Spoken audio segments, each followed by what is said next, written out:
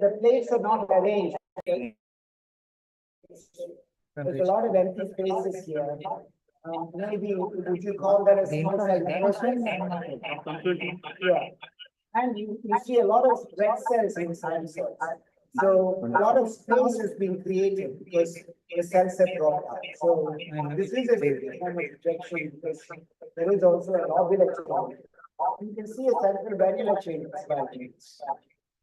But the pathology is a little bit more complicated than usual because this is a very separation.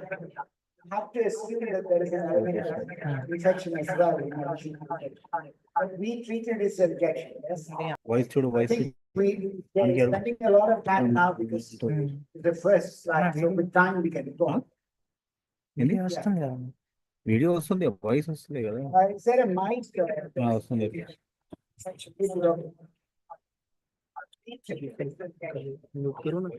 नहीं नहीं नहीं mute करो नहीं हाँ तो ये म्यूट करो ना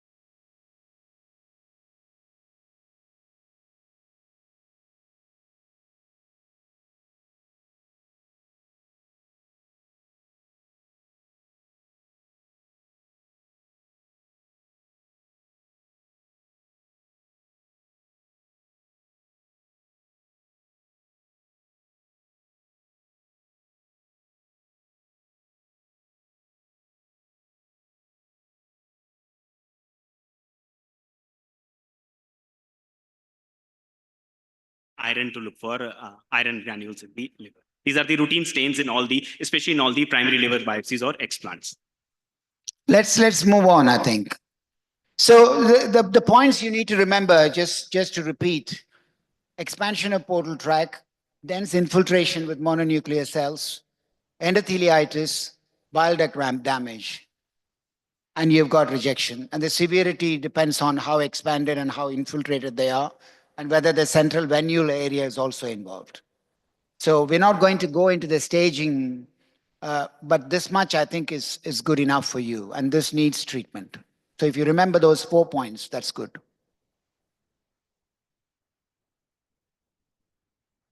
The previous patient has rejection and the patient is next is a 51-year-old gentleman, Mr. M. NASH rated end-stage liver disease with a MELD of 24. Has ascites, had SBP, it was an XDR Klebsiella, treated with appropriate antibiotics. Underwent a living donor liver transplantation with a good GRWR of 1.28. He was doing well. Post-op day 4 shifted to the ward. The drains were coming down. Things were improving. But on post-op day 8, had a sudden episode of hypoglycemia, developed generalized tonic-clonic seizures in the ward. Shifted back to the ICU and then re-investigated. So found to have a cut surface collection, which was drained. It had 695 cells, 96% is neutrophils, and it grew enterococcus. This was his liver function test. Bilirubin was around 12.2, AST of 175, ALT of 159, a gamma GT of 570, alkaline phosphatase of 587. The stack level at that point was 5. I mean, this could easily be rejection from the liver function test. So suspecting So, rejection, we went ahead and did a but there is a biopsy. possibility of sepsis because he had a collection which is full of neutrophils. Yeah. So that's, so you want to differentiate because the treatment is just the opposite of each other.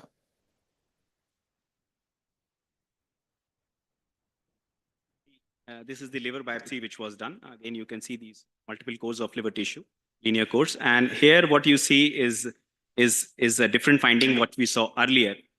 You can see this is the portal area here in this one, but what you see is a lot of bile here. And you see these are actually a lot of proliferating ductules which are at the margin of the portal area. You can see these ductules here. All these are dilated and they have very thick bile plug, very thick bile thrombi. You can see in these marginal ductules, they are all dilated. Portal area is expanded, and if you see the inflammation, this is all polymorphs. So you can see these very multilobated these cells throughout. There are some lymphocytes, but most of the cells which you are seeing are actually polymorphs, and they are also infiltrating the bile duct epithelium and also present in the lumen. So you have infiltration, which is 90% of them which are polymorphonuclear leukocytes. You have dilation of the portal tract area with marginal ductules and with bile thrombi, which is very characteristically known as cholangitis denta, and this is classical for systemic sepsis. So this is really good. When you superficially look at this, you see an expanded portal tract. You see mononuclear cell infiltration. But that's why I said, look at the cells. The cells are all like segmented nucleus. So it's like a snake really within. So they're all neutrophils that are infiltrating the bile ducts. And the other feature that you see here, there is plenty of bile ducts. I don't know if you can see, because the bile ducts are not seen like a circle in this. The bile ducts are all seen like plates, actually, long bile ducts, because they are regenerating bile ducts. They are proliferating bile ducts. So they have still not formed a circle to form a bile duct. So all of these cells that you see, these are all bile ducts. They're not mononuclear cells, infiltrates. These are bile ducts. These are the mononuclear cells, and they are predominantly neutrophils and not lymphocytes. And the biggest clue that you get is the bile ducts, the biliary ducts are all filled with bile. So there is a bilirubinostasis. Bilirubinostasis you only get in severe sepsis. So this is clearly not a patient with rejection. It's just the opposite of rejection. So this is sepsis for this patient rather than rejection. So treating this like rejection with just looking at the liver function test would be the wrong thing to do. Go on. Aggressively managed for sepsis and he improved.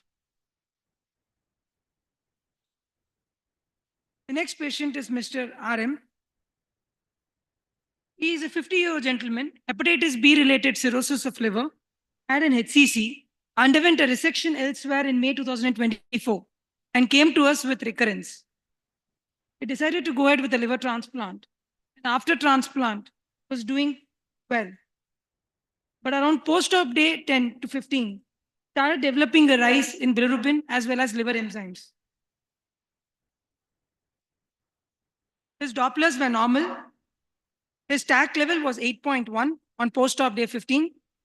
Enzymes, ALT was 630, AST was 160, gamma GT was 546, alkaline phosphatase 196. All throughout, his bilirubin was always normal. So we went ahead and did a liver biopsy, suspecting a rejection. You expect you for the enzymes like 6. You want what you want to see what was described earlier, like blue areas and pink areas, but you don't see that actually. Most of the biopsies just pink biopsies. You hardly in low power you hardly see any inflammation. If you go to higher power, I'll show you the portal area first. So this is a portal area which shows just minimal inflammation, some lymphocytes. Veins are largely okay. Ducts are there, obliquely cut. This is a regular duct here. It's just like a normal portal tract with some minor inflammation. but enzymes are 600. So this is this one. Again, if you check the lobule, you can see some inflammation in the lobule also. You can see some histiocytes here. Then again, some inflammation, mild inflammation in the lobule. You can see some mononuclear cells here, like this. So there was some areas of mononuclear inflammation in the lobule, with some areas of spotty or focal necrosis with the loss of hepatocyte, and some mild inflammation in the portal area. Throughout the biopsy, inflammation was very mild, and it does not actually tells you that it does not matches with the LFTs. So when we see this kind of inflammation, we suggest that possibly, first of all, this is not rejection, which they thought of. Possibly we are dealing with some kind of hepatitis, possibly viral hepatitis, and we ask for the further workup, serological workup of the patient. Actually, it doesn't look too bad at all. I often just look at the low power itself and we can say that the portal tracts are not expanded. There is some lobular inflammation here and there. Apoptotic body also you can see. Would you call it a CMV? No problem. This is just a apoptotic cell. So you get a cluster of mononuclear cells within the parenchyma. Can you come down? I also want people to see how an artifact looks like. I mean, previously we said there was cell dropout. As you come down, there are huge little cracks in the biopsy. Come down a bit, yeah. These are not abnormalities, really. These are just artifacts. So you need to be able to identify artifacts in a biopsy as well. Otherwise, you think the cells have dropped out there. So what is it? I didn't know about this case. So we extensively worked up for viruses. We sent HBV DNA as this patient was hepatitis B-related cirrhosis. HCV RNA was sent and a CMV PCR was sent. All of them came negative. So hence we went ahead and did a multiplex PCR for a big panel of viruses. So in which parvovirus was detected. Parvovirus was detected. Parvovirus B19 was detected. So we went ahead and did an IgM and IgG, in which IgM came positive, and the PCR load of parvovirus was 1.8 billion. Along with that, we also screened for the other viruses in the multiplex PCR, which was like JC, BK, dengue, HSV, EBV, A and E. All of them were negative. But Mukul, in any acute hepatitis, so forget that this is a transplant situation. Supposing this is not a transplant patient, in any acute hepatitis, you would probably see more inflammation. Any thoughts on why you don't see much inflammation in this biopsy? So regardless of whether it's rejection or B or C, you know, anybody who's got enzymes in 600 ought to manifest something in the histology. That's a little odd. Sometimes they don't match, so difficult to, because generally hepatitis it's not heterogeneous disease. So sometimes it does not match with the clinical picture. Can happen. So basically, viral hepatitis would always more lobulocentric, and sometimes mixed of both portal and lobular inflammation. So here, obviously, when as Mukul showed, the picture is not classic of any viral hepatitis. So our whatever you say, we'll say there's some inflammation is there, rejection is not there. That's all. And one more point, sir, you mentioned, you asked a question about CMV. Usually CMV causes neutrophilic infiltrate. So if you see a microabscesses, then we'll probably look for CMV more strongly. I mean, I have to say that this is not classical. And parvovirus also, hepatitis, presentation as a hepatitis is very rare in parvovirus. Usually they come with bone marrow suppression and anemia. That's what the next thing is. So once parvovirus came positive, we started looking back at the lab reports in much more detail. So we noticed that pre-transplant, this patient's hemoglobin used to remain around 11 and 12. Post-transplant, actually, if you see, there was a gradual drop in hemoglobin, and without any obvious source of blood loss, was requiring some amount of replacement. So his sequential bilirubins were like dropping, and around 6 and 7 was the what we were able to achieve maximum. So this is all regarding post-op day 15. So pure red cell aplasia due to parvovirus again explained the entire situation. And we treated him with IVIG. It was a standard dose of 400 milligram per kg body weight per day for 5 days. And graft improved excellently well. And we have him in latest follow-up as well, with his AST being 34 and ALT being 28 now. And we also have a documentation about the PCR level of parvovirus, which has come down to 97,000 from 1.8 billion. Okay, thank you. Thank you very much. Prof, I just want to say that this is kind of thing that, okay, because parvo you can't diagnose biopsy, all kind of pictures. The thing is to just to tell, if clinicians are just to tell, for my job was here, just to tell them it's what, even in the enzymes were high, we are not dealing with rejection. So they don't need to, if probably some other kind of hepatitis, so they don't need to step up the typical immunosuppression, what they do or treat it. So what from my side, I said, it's not rejection, possibly some kind of hepatitis, you have to work up. I don't know, I couldn't see any inclusions, and then they work up and they identify. So pathology in that help, that was not to really say that what disease is what, but to exclude the important and or more routine causes in the biopsy. I think that's a very important point here, actually. 14 days post-transplant, patients still has a high bilirubin. The enzymes are running around 140, 150. There is a temptation to try and treat it as rejection. To get a biopsy and for the pathologist to say, actually, this is not rejection, itself is a huge favor. Because if you had given a trial of steroids for this patient, the parvovirus would have got worse. So in that way, it's been useful. I wouldn't say the pathologist helped us in diagnosing parvovirus. The pathologist helped us in treating it wrongly. Thank you. The next one. Next, we have a case. It's a 53-year-old gentleman, Mr. S, underwent living donor liver transplant for ethanol-related cirrhosis. And even for since the end of third month, he is having a chronic cholestatic kind of a picture, and features suggestive of imaging suggestive of biliary anastomotic stricture. So initially we tried with ASAP stenting. Even then, the enzymes didn't settle. Gradually, bilirubin started to increase, and MRCP showed even despite stent exchanges, it didn't settle, and still there were some dilated ducts. Later, we tried PTPD tube. Say that again. How long post-transplant? Sir, the first intervention was 4 months post-transplant with ASAP stenting. And after 6 months, we did PTPD exchanges because the LFTs were not settling and it was a gradually increasing trend. So what was the bilirubin and what was the enzymes?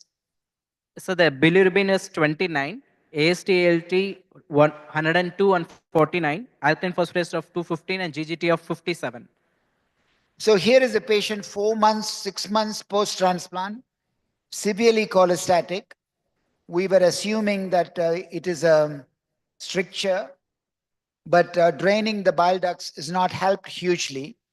So these are really very problematic patients, actually. Either you have not effectively treated the stricture, or we are not managing immunosuppression properly, or there is a combination of rejection and stricture. But in these situations, you have to solve the bile duct problem before you can actually venture into treating this. Otherwise, you'll end up giving immunosuppression where you shouldn't be giving immunosuppression. And I think histology here would be very useful. I get referred a lot of patients like this who have been transplanted in other hospitals where people are struggling with these patients because their bilirubins are in their 30s and they look very sick. So let's look at the biopsy. This is the single core, the core here. And as we go in the higher magnification, you can see definitely some yellowish areas, probably some cholestasis there. Portal tracts are expanded here also. You can see they're expanded, some blue areas, but are these cells or something else that we need to see in the low power? Here again, you can see the portal areas are expanded. There are some blue areas here. And as we go in the high power, what we actually see, this is a portal area. And what we see, there is inflammation, there is lymphocytes, there is eosinophils, there are polymorphs, a lot of proliferating ductules here in this. So there is portal tract expansion, there is some inflammation, mixed kind of inflammation. There are bile plugs in the canaliculi here. You can see the bile plug here. We'll go in the other areas of the other portal tracts. Here, sorry, it's important. I didn't, this is why you need a pathologist. The bile plugs are canalicular bile ducts, canalicular bile plugs. yes, Prof. So in the canaliculi. that's right. Yes. So again, we go in the and you see this portal area. It is massively expanded. You can see the expanded. But here what you saw in the blue color, if you say it like, they are all ductules. They are kind of anastomosing. They are all anastomosing ductule. Very difficult to see the lumen throughout. So expanded portal area, multiple ductules. Inflammation is mixed. There are some lymphocytes also. There are polymorphs also. There are eosinophils, histiocytes. Some plasma cells would also be there. And then in the lobule, what you see? Cholestasis. This is hepatocellular cholestasis. You can see these are hepatocytes. They are distended and they have all this pigment. You can see this pigment here. All these. So clearly, this is a long-standing biliary problem. Yes. You saw a second pattern. You earlier on saw bile duct proliferation. Here you see a bile duct proliferation. You see a bile duct proliferation, it's biliary obstruction. And you see the hepatocytes. Again, I was talking about sick hepatocytes, wasn't I? Look at how the cells look. They're definitely distended. They're very distended, balloon degeneration in them. So really, the hepatocytes are very sick. And there is bile pigments within the hepatocytes, isn't there? And in the canaliculi also, even the Kupffer cells, because when there is so much of bile, it would be regurgitated or there would death of any cells, and that would be taken up by the Kupffer cells. So everything. So there is so much of bile here. There is areas of necrosis you can see here. You can see some necrosis also because of there is so much of bile. In some areas you will also see. There's again a balloon cell here. So these are all features that there is long-standing cholestasis. And can you show them a single cell necrosis? I think I want them to identify a eosinophilic body. Apoptosis. Apoptosis. Necrosis, we lose the hepatocytes. Have you got them? Maybe it's there, but this. No, I can't, because that's a typical It would pathology be there you somewhere guys because bile itself is have very to understand. yes, Prof. It would be there, but I need to find it. So it's in a eosinophilic body is nothing but you see a cell outline, which is pink in color. It's got no nucleus in it. So if a cell has got no nucleus, it's a dead cell. That's how you identify a dead cell before it's been taken away by the phagocytes. So if you see those, then you've got apoptosis. I can't see that here. So And they're uniformly pink, aren't they? Uniformly pink, very which are pink, shrunken yes. cells with no nucleus in it. Or fragmented or very small fragmented nucleus. Yeah. So we suggested that possibly we're dealing with long obstruction, and also as a sign because it was long so we did to confirm we can also do copper stains because copper is secreted through bile. So you expect if a long standing obstruction is there, you expect that you might see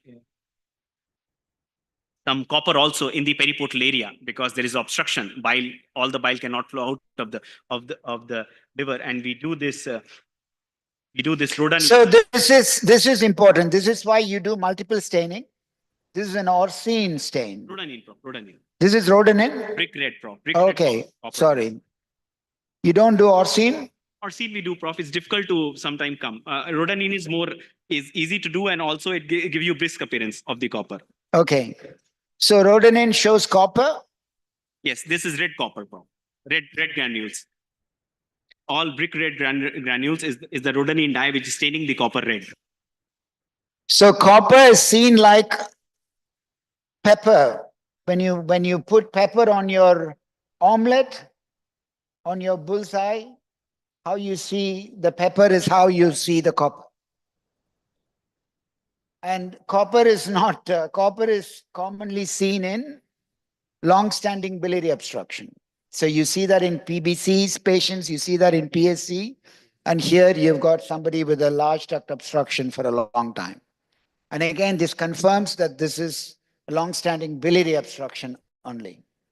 Was that right, clinically? Yes, sir. So we went ahead with the FJ in this patient. Although the bilirubin reduced from 29 to 8, even after currently 6 months post-transplant, still it has not fully settled and it is static around 8. I can't hear it. It's not settled? It has dropped down. Bilirubin has reduced from 29. It has come down up to 8.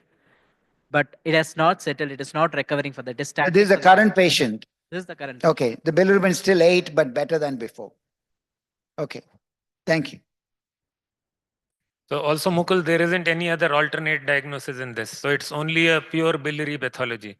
Because there is some mononuclear, maybe some rejection is going, but most predominant pathology would be biliary.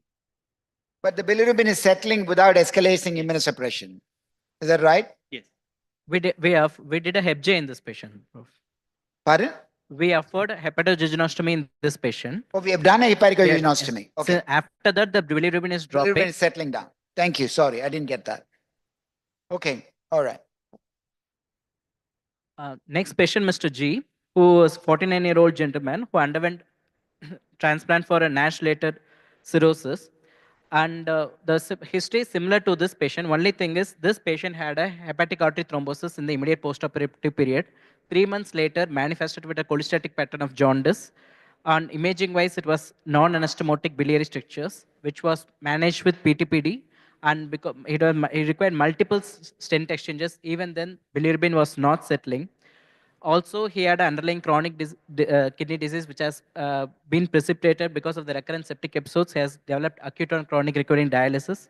So when he was transplanted elsewhere, he came to our unit. The bilirubin was 26, AST, ALT was 32 and 20, GGT of 144, alkaline phosphatase of 350, with a low TAC level, 2.6. I was shocked when you said hepatic artery thrombosis, and then you're saying transplanted elsewhere. I was relieved. Go on. So this was the index. First LFT was to bilirubin was 26 with not much of transaminitis.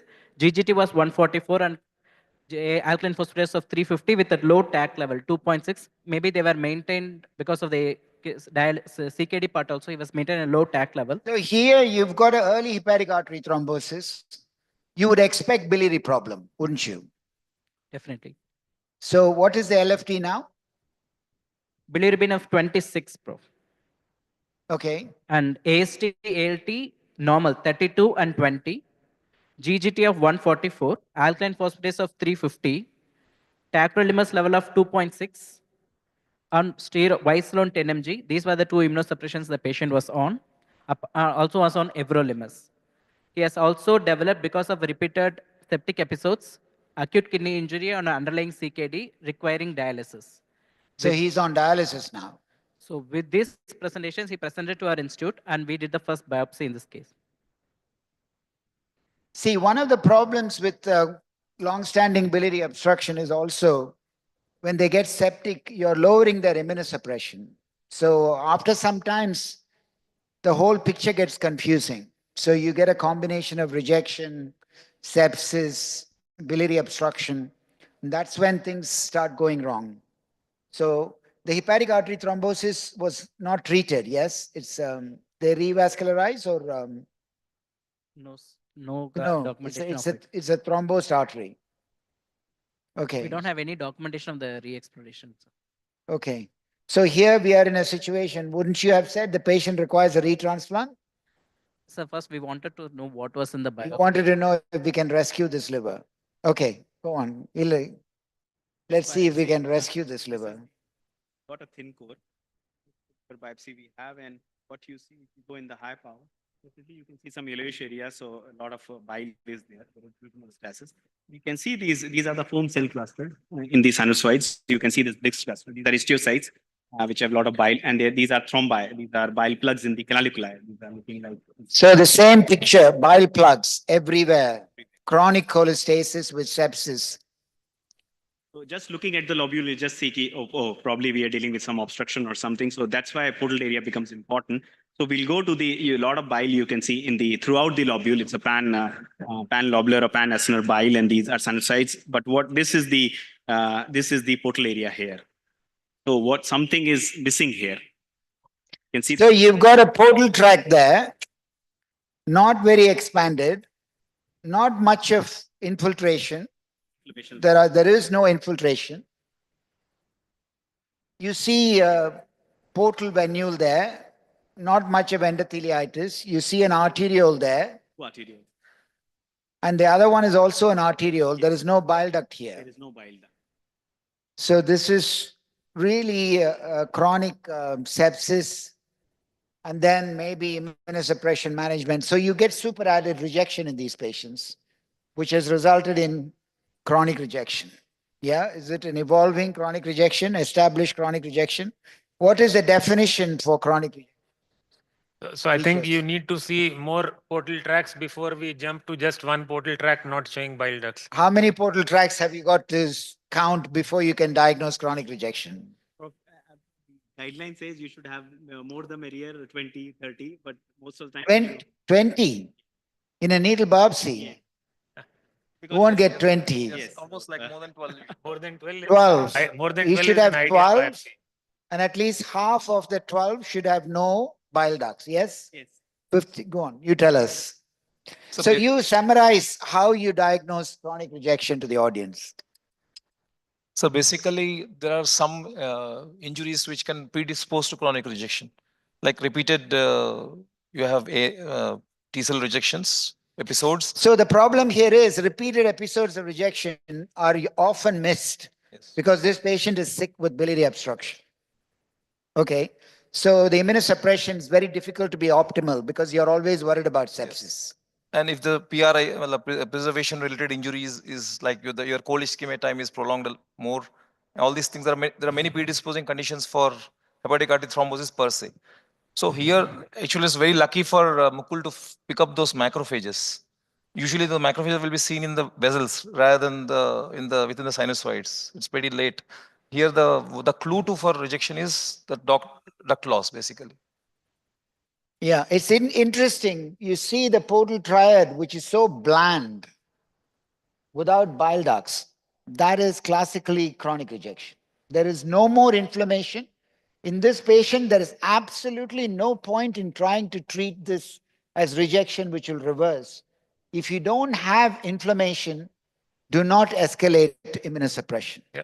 So that's the clue. So even a TAC level of 2.6 that you're describing, if anything, and a PRED of 10, you're probably not getting the enzyme elevation because he's on hemodialysis. So that's again one reason why the enzymes might not get elevated. So if you see a bland histology which does not show any inflammation, you should lower immunosuppression.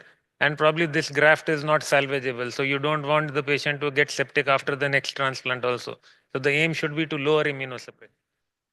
So one more point here is before you break the news of duct loss, so we do a CK7, which highlights those ducts there, and then say, okay, no, the ducts are not there. Have you got it? CK7? Show us Just, that. just to Prof elaborate on this, and this what you said, Prof. No inflammation is extremely important. So if there is some activity going on, this when there is no such activity, it's actually a very progressive rejection. It's going to continue. It will if you do escalate, it's not going to respond. Even if few portal tracks are like this, because generally there would be some activity if it's progressing, if it is still salvageable kind of explant. So lot of this bile here.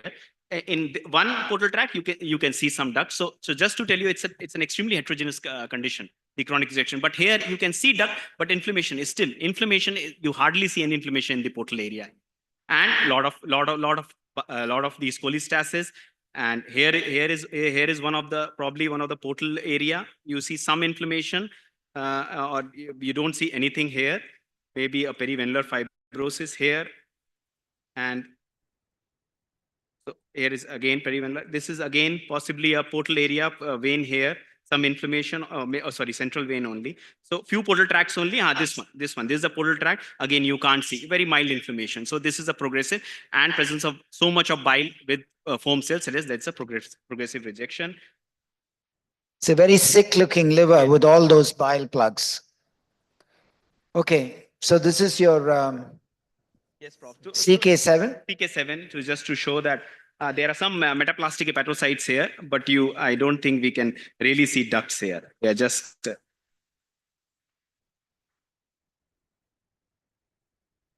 I think only occasional duct we identified. Rest all is completely lost. Here is one duct here in this one. This portal tract, yeah, there is no duct here. This portal area, no duct here. So there is duct loss. Even in the biopsy in which you have less number of portal tracts with such less inflammation, a lot of cholestasis and presence of sinusoidal cluster, we suggest as possibly this is chronic ductopenic rejection.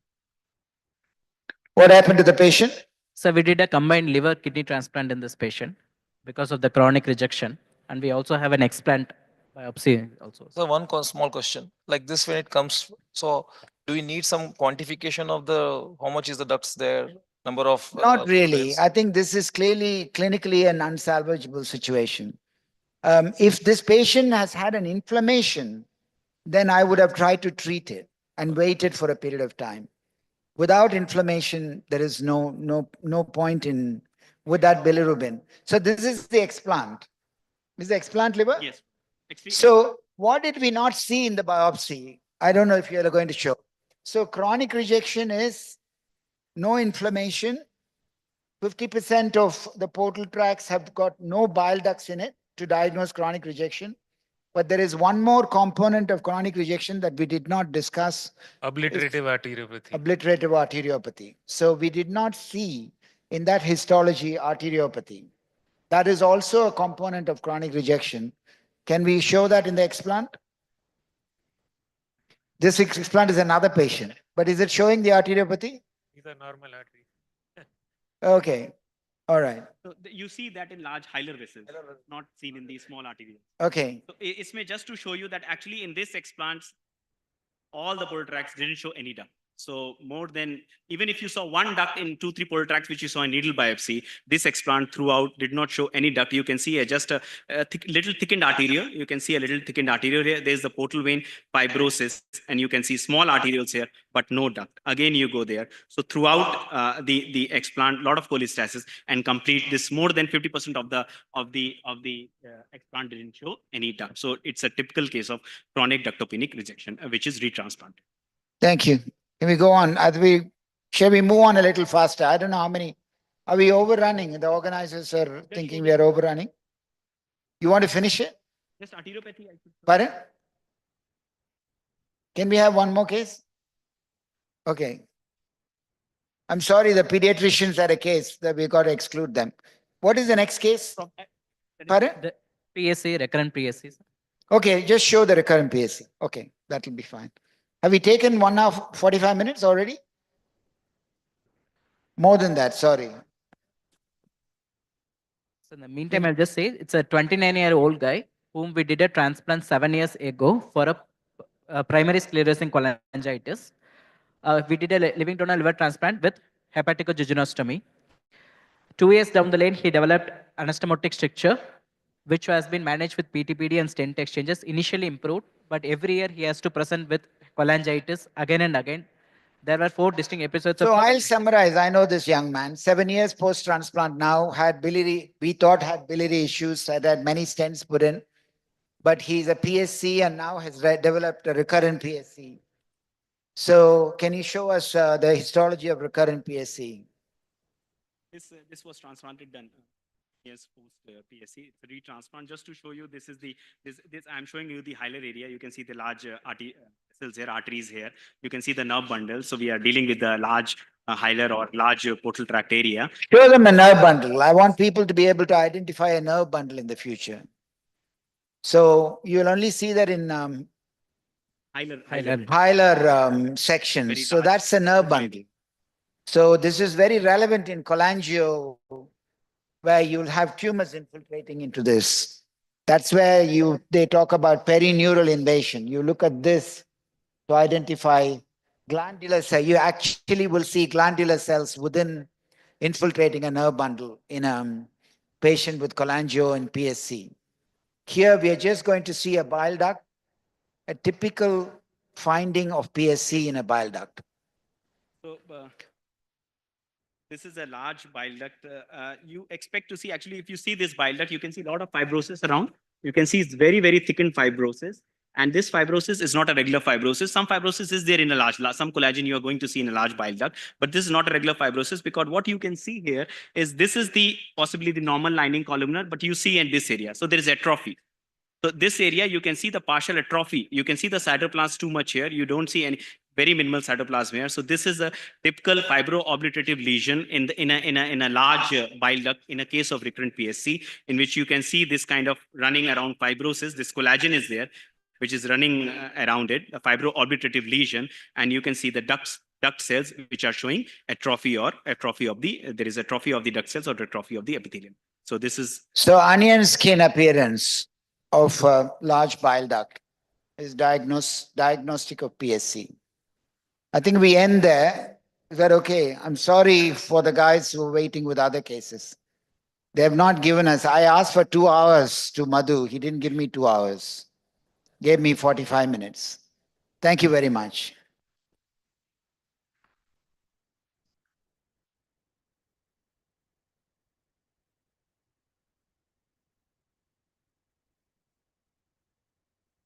Thank you, everyone. Sir, we'd like to give some mementos. I request Dr. Satish Rao sir and Dhamesh Kapoor sir to hand over memento to Mohammad Rela sir.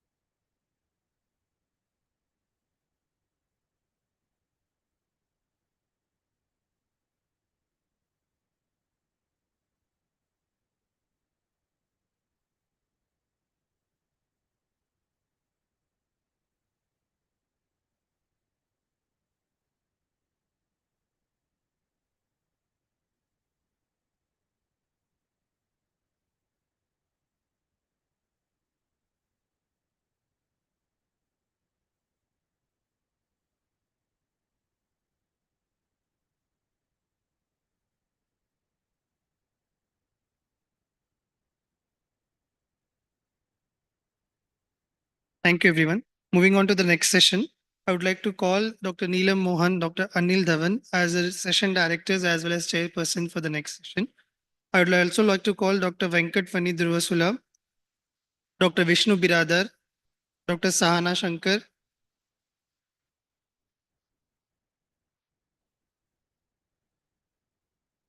for chairing the sessions. The next speaker is Dr. Vikram Kumar on domino transplant in children, Indian experience.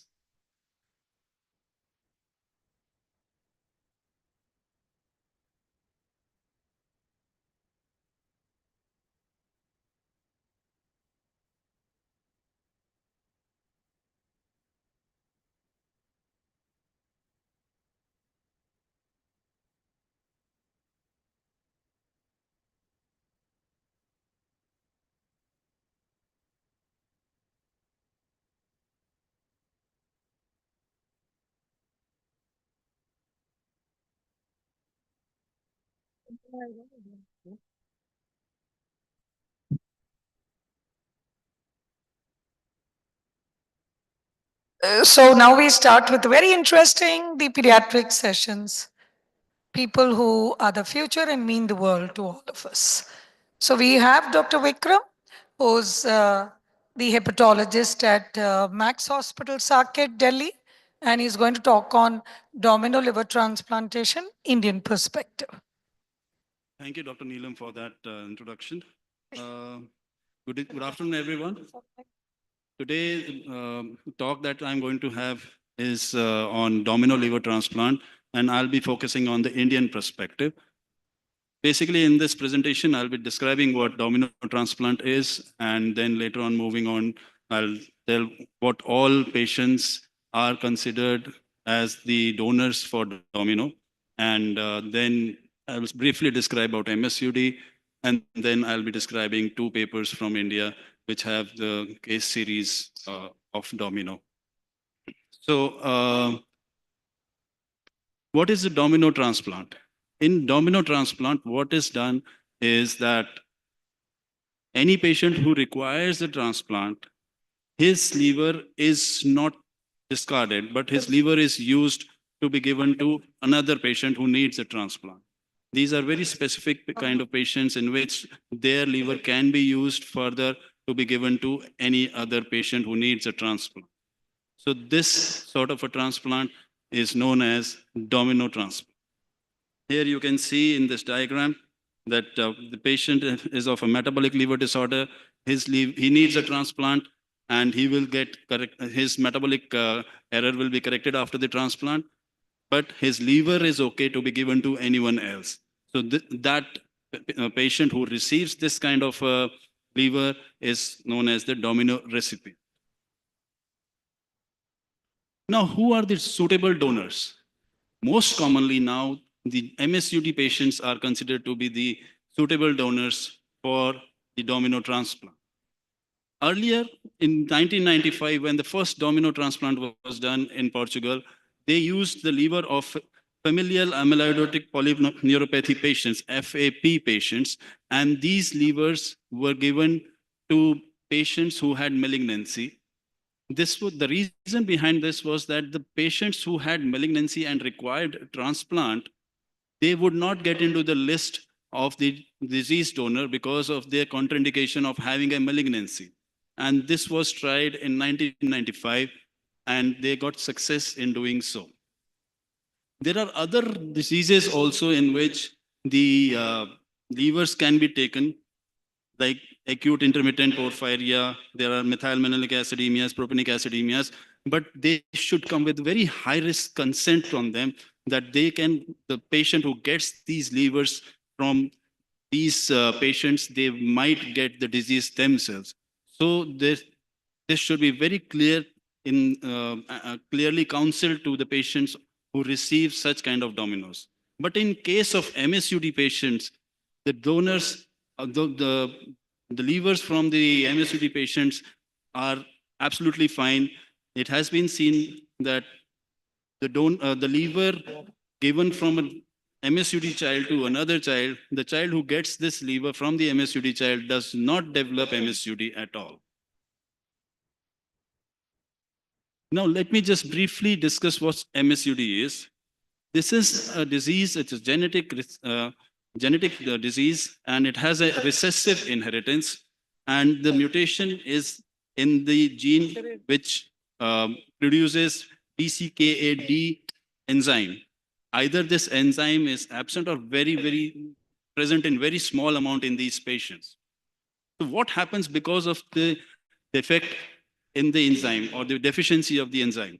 These patients who have this deficiency, they are not able to metabolize the branch chain amino acids. The branch chain amino acids are leucine, isoleucine, and valine. So what happens here is the branch chain amino acids are not metabolized, and that causes ketosis, metabolic acidosis, the urine starts showing ketones, and hypoglycemia. This is why this is a problem.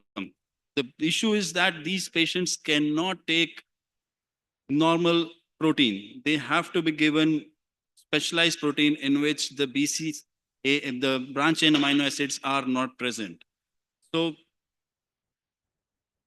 they are managed by giving very highly restricted diet which does not have BCAA amino acids in them. We have to regularly monitor their amino acids, and their usual presentation is in the early infancy, like within first week of life, they present to the NICU in form of letharginess, altered sensorium, unconsciousness, lack of feeding, vomiting. So this kind of a scenario, if we talk of an Indian scenario, we would be thinking of a sepsis. But if first off, because we are commonly seeing sepsis as the presentation in this clinical scenario, we should rule out sepsis, but always think that there would be some metabolic disorder if the sepsis is not getting corrected, or the doubt should be there. So if the child is presenting like this, do keep in mind this disorder can be there. How do we diagnose this? We send the amino acidogram of the patients, and in them there is the rise of the leucine, isoleucine, and valine. The levels of leucine, isoleucine, and valine are very high in these patients, and that's diagnostic of MSU. These children are at a very high risk of having metabolic crisis. Even after stopping the exposure of BCAA in these patients, these children can develop crisis. The reason is that first, it is so difficult to manage them on these diets. First, it is not a very palatable diet that the formulas are not palatable. It is very difficult to get. They are very costly. And even if you are trying to manage them with diet, then also they are at a very high risk of getting crisis again and again. The reason behind that is that in situation of stress like infection, fever, or prolonged fasting, they will have proteolysis to give glucose to the body. And that will cause proteins coming into the body. And those are branch chain amino acids that come into the body. Because of that, that will cause crisis in these children and lead to the triad of hypoglycemia and metabolic acidosis and ketosis. So we have to be very careful in these patients. How do we manage crisis in these cases? If you find a child who's having crisis, you have to give him more calories. You have to give him more calories in form of IV dextrose. At least a GIR of 8 or 10 you need to start, so that the proteolysis, the catabolic state, they are out of the catabolic state. And along with that, you can give lipids to just for the compensation for the amount of calories they need, so that they don't get into the catabolic state. The idea of managing crisis is to not to let them get into crisis or not to sustain into crisis. Otherwise, they can have sudden deaths. So looking at this looks like a very dangerous kind of a disease. So if we are not able to manage with the dietary restrictions, what can we do? These children will benefit from liver transplant. How they will benefit? These children will get a new liver, and that liver will have the enzyme which is deficient in all the parts of these children. And once they get the enzyme in their livers, they will start metabolizing the branch chain amino acids. And after transplant, they can be exposed to normal proteins. So that's the importance of liver transplant in these kids. And that's why once you are able to do a transplant in this child, the livers of these children are absolutely normal. They are just deficient of this particular enzyme, and the liver can be given to anyone else and in a form of a domino. Child who gets their liver will not develop MSUD. The reason is that the child who gets the patient, the liver from a domino patient of MSUD will have enzymes in other parts of the body to compensate for its absence in the liver. Now, I will briefly describe what all has been done in India. I searched through the net, and there were one study by Dr. Neelam Mohan. It was a case series of 2 patients of MSUD with domino that they had described. And another one was published from our center last year, in which we had described 11 patients of MSUD who were used, whose livers were used as domino patients. So first I'll describe the case series written by Dr. Neelam and the group. And in this, they had described 2 patients. One was 22-month-old and other one was 38-month-old. And they were the first one did not have too much of neurological problem. The other one had slightly low IQ. Post-transplant, they saw that the leucine levels had rapidly decreased, and they could control the leucine levels, and they could give good amount of protein very early on in their post-transplant period. Within weeks, they were able to see the progression of downward trends of the leucine, and they were very well able to give good amount of protein to the level of 2 to 3 grams per kg in these children. So just after the transplant of these MSUD children, they were on normal diets, and they had absolute clear cure from their MSUD problem in both the cases, and they had an excellent outcome. The other case series that I had mentioned that was from our own center at Max Saket. In this, we described the domino group of 11 MSUD children. So here you can see there are 11 domino patients, and all of them were MSUD children. The age has been, these are the donor groups, and this is the recipient group. Age group has been from 7 months to 12 years, whereas the recipient was 70 years and 6 months to 70 years.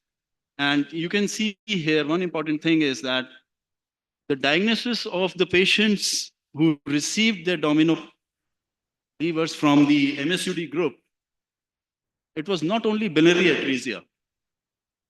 There were 5 patients of metabolic liver disease like propionic acidemia, citrullinemia, GSD1, GSD3. So what I want to emphasize here is that a metabolic liver disorder child giving a liver to another metabolic liver disease child like propionic acidemia, citrullinemia, GSD1 and 3, that's the important thing. One child who has already got a metabolic liver disorder gets well by getting a transplant, and his own liver helps another child who has another sort of a metabolic liver disorder also gets corrected. So that's the beauty of doing a domino transplant in kids. So if we compare both the groups of MSUD and the recipients, they were very well compared in terms of age, weight, PIT, the WIT, the DRWR, and the hospital stay as well as the ICU stay. There was no significant difference in both the groups when we saw them in terms of these parameters. If we look at the trends of the decreasing in the leucine, valine, and the isoleucine levels, which are the markers for the disease persistence in the MSUD group, here we see that the post-transplant, the valine levels had significantly decreased by day 7 weeks and showed absolutely normal levels by week 7 post-transplant in MSUD group, as well as the isoleucine levels were also dropped down to normal by week 7. And along with that, the most important, the leucine. Leucine is the most important one, which causes the neurotoxicity in these children, also came down very nicely by week 7. If we just look at the outcomes, here we see that all the patients of MSUD post-transplant were alive. There was no major complications. But if you look at the other group, which received the domino levers, we faced 4 deaths in this group, and 2 were because of HAT, and 1 was because of sepsis, and there was primary graft dysfunction in another one. So we deeply looked into these 4 deaths, and we saw that these 4 kids who died were actually very sick, and they did not have donors with them. 2 of them were retransplant patients, and another one was an ABO incompatible and requiring a retransplant. They were very sick, and we had a choice to give them the domino liver. We tried to do that, but unfortunately, we did not. We were not able to help them with that, and they could not make it. But if we look into the data again, it shows that MSUD children do well after transplant. Those who get also do well.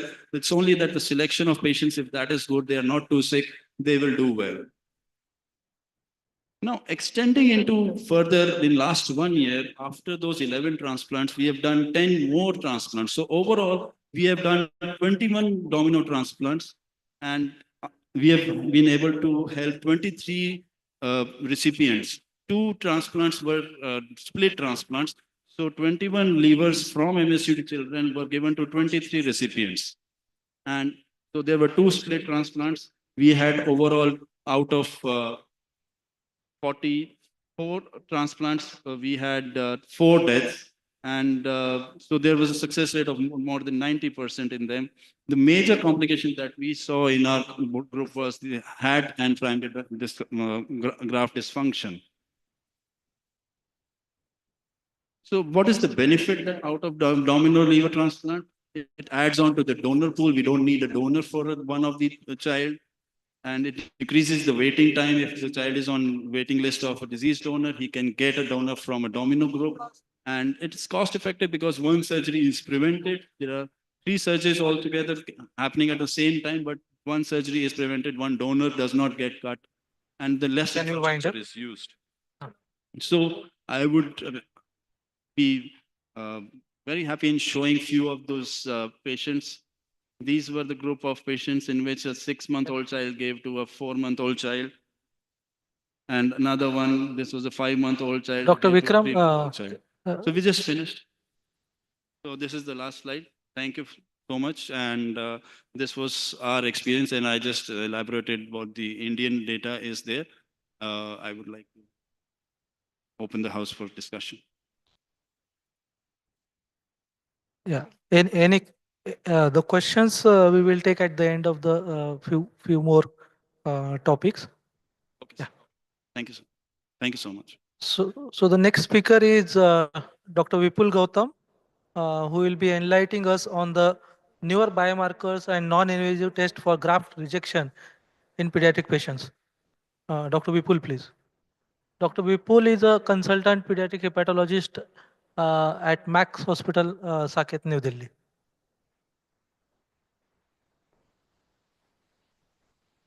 Hello. So I'll be talking about the newer biomarkers and non-invasive tests for graft rejection in pediatric patients. As we know, we are doing more and more liver transplants in kids, but graft rejection remains a common complication after LT despite expertise, better immunosuppression and everything. And liver biopsy is the gold standard, but it comes with various limitations. As we know, it is invasive. There is an issue of suboptimal sample, hospitalization, sedation, subject to interpretation by histopathologist. There are so many things which are there with graft liver biopsy. And moreover, it requires an experienced radiologist to do the biopsy in kids. So there is definitely a requirement of non-invasive test. And these can be novel serum markers which are available now, although some are the research project based, advanced imaging modalities, advanced learning modules. There are so many things. But use in clinical practice needs to be justified. So as per our experience of CLBS, acute rejection and sepsis is still common, almost 10%. And we often face the challenges with rejection versus sepsis. It becomes sometimes difficult to distinguish between these two. And as we know, biopsy is not always feasible. And at the time of weaning of immunosuppression also, we often need to monitor the graft health. So we are currently conducting correlation study with MRI-based parameters, especially the apparent deficient coefficient, to help with the diagnosis of rejection. So what can we do when a liver is not healthy? We have serum markers. The most extensively studied is donor-derived cell-free DNA. MicroRNA, there are genomics, proteomics, proteoforms, cytokines, exosomes. There's a long list, but many of these are just research project-based and not yet clinically validated. In the MRI base, there is ADC, that is apparent deficient coefficient, which is the DWI modality, corrected T1, proton density fraction, and nothing is complete without artificial intelligence now. So there is deep learning framework, which is a machine module, and there is combination of serum biomarkers and imaging. So I'll be discussing serum biomarkers first, which are more important than imaging right now.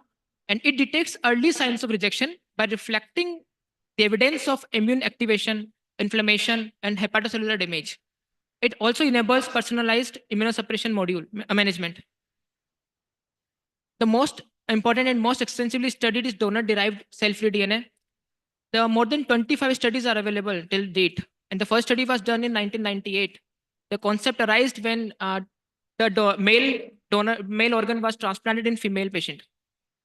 What is actually donor-derived cell-free DNA is whenever there is injury to the liver, the cell-free DNA gets released from the hepatocytes and get into circulation.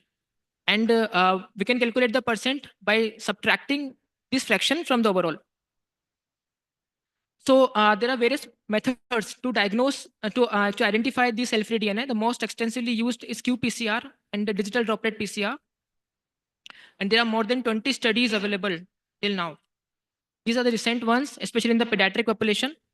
In this group, the Chinese cohort of 50 patients, 22 had rejection, and they found out that donor-derived cell-free DNA were higher among patients with rejection as compared to those without rejection. That is, it could differentiate between infection, rejection, and drug-induced liver injury. However, there's also a confusion between what to use, whether should we use the absolute count or should we use the percentage. Then obviously it is the percentage. The donor-derived cell-free DNA of more than 28.7% as per their cutoff showed strong diagnostic accuracy for rejection over other causes of graft dysfunction. So this percentage was quite specific as per this study. The similar kind of study was done from India, from Dr. Rela's Institute. And actually, this study is based on the role of percentage donor-derived cell-free DNA. And the study concluded that in the initial week of transplant, because of various perioperative factors like ischemia, reperfusion injury, perioperative factors, there are so many things. It is often high, but by the time of say POD 7, it goes less than 10%. But if it is still more than 10% on POD 7, it suggests there is rejection or some complication is about to come. And again, the study proved the same thing. That is, the percentage is more important than absolute count. So practically, what is the implication of this DNA? Obviously, it's a diagnostic workup to rule out organ injury post-liver transplant, and it has high negative predictive value. So if it is negative, we can actually just ignore doing the liver biopsy. Monitoring the treatment response, as this cell-free DNA has a shorter half-life as compared to AST/LT. So it actually tells us whether the patient is getting response or not. Monitoring during immunosuppression over long-term follow-up when the patient is on weaning immunosuppression. And some authors even have proposed it as a liquid biopsy in liver transplantation. But it's a big thing to say, so still we are awaiting the major studies. Obviously, it is not flawless. Leukocytosis, leukopenia, and child size alter the percentage of this DNA. Levels rise in infection and vascular complications, and inflammatory states like ischemia, reperfusion injury affect the count. Other less important and less researched markers are microRNA. This is a RNA which is actually regulate the expression of other genes. Initial studies in the rodents show that miRNA is important when we are dealing with drug-induced liver injury. And similar findings were seen in humans as well.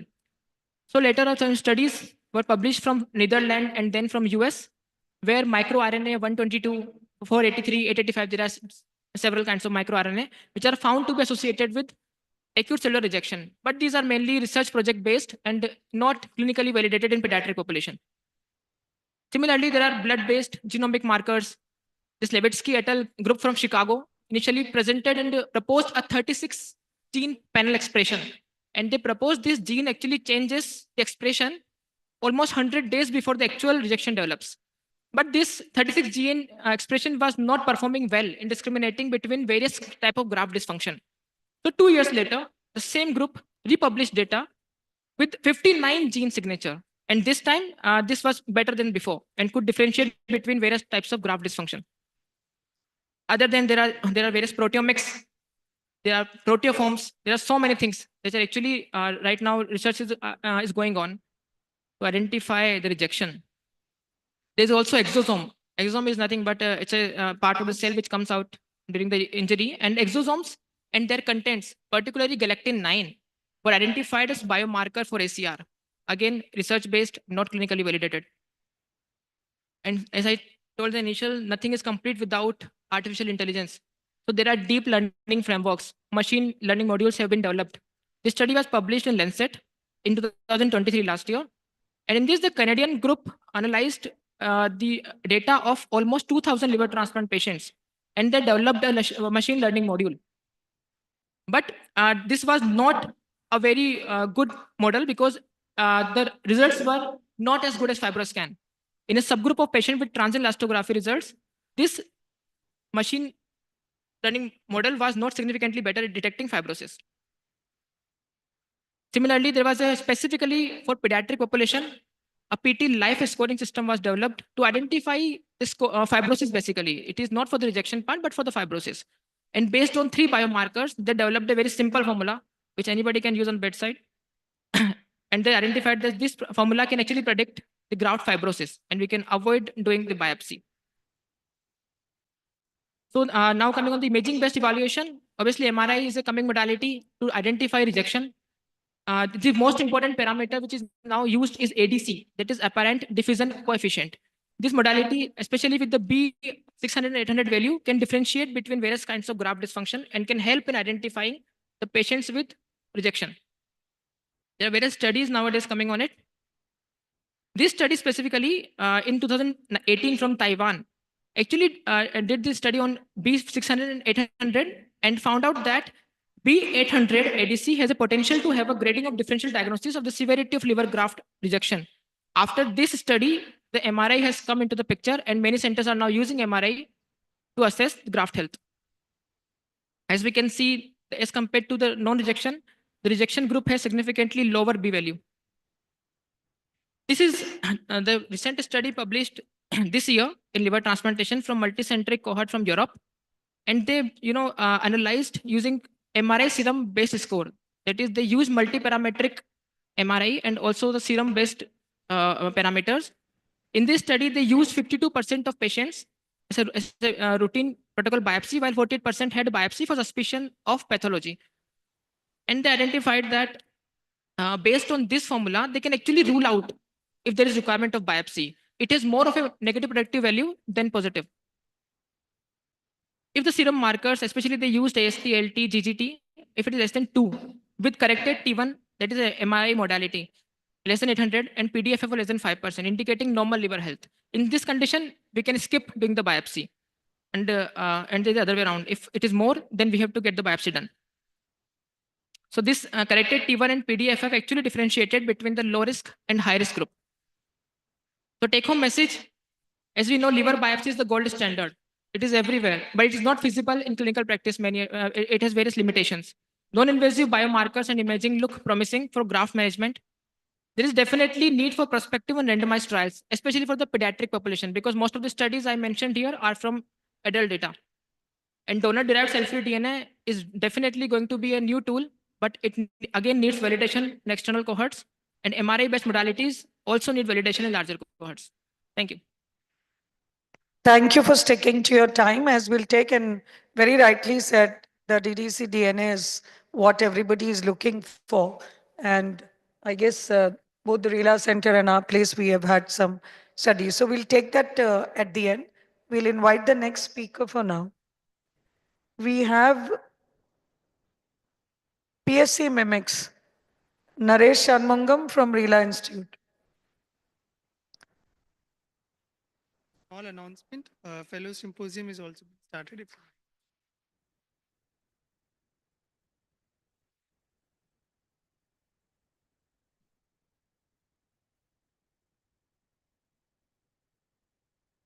Hi, very good afternoon to everyone. I think it's only the pediatric population is sitting here. So I'm going to talk on sclerosing cholangitis mimics in children, a note of caution. I think this is a classical image of sclerosing cholangitis from adults. So we know sclerosing cholangitis is a disease of exclusion where the autoimmune features has to be excluded or other infectious causes has to be excluded.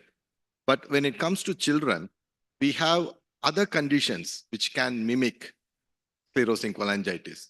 I think in neonatal period, we have neonatal sclerosing cholangitis. And we have overlap syndrome and malignancies, infections, immunodeficiency disorders can mimic sclerosing cholangitis picture.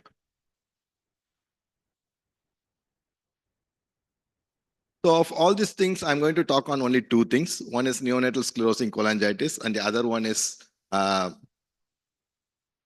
Langerhans cell histiocytosis, because we have some special interest on it and we have some publications on it. So neonatal sclerosing cholangitis is a radiological finding. Essentially, it's been published, a lot of paper has been published from the West, and most of the time we thought it's biliary atresia and take these children for a perioperative cholangiogram. And usually the perioperative cholangiogram gives the picture of this beaded appearance.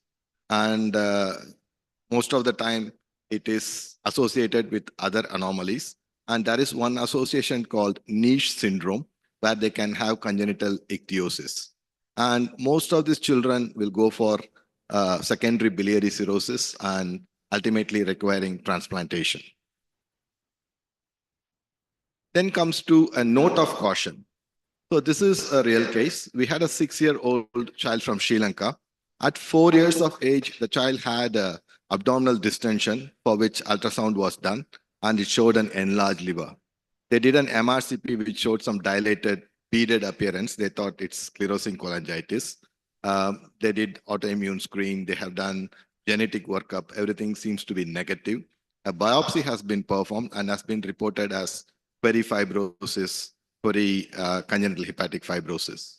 And over the next 2 years, there is worsening of the liver function in the form of progressive increase in portal hypertension, low platelets, ascites, which is quite refractory.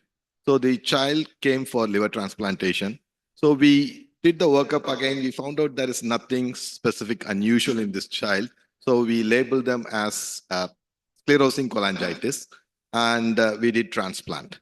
And to our surprise, Mukul reported that the child is having active Langerhans histiocytosis. So we have transplanted a child with active LCH, and we did a PET scan. Luckily, there was no extrahepatic malignancy. So we started on chemotherapy, and this child is doing well. So what is this Langerhans histiocytosis? This is a form of hematological malignancy, particularly found in children.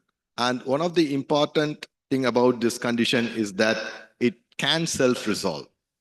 So we are not sure whether the sclerosing cholangitis, what we are seeing in children, might be who had a LCH before, which has spontaneously resolved. And the chemotherapy is the treatment of choice. And sometimes they present with decompensation, with cirrhosis, portal hypertension requiring liver transplantation.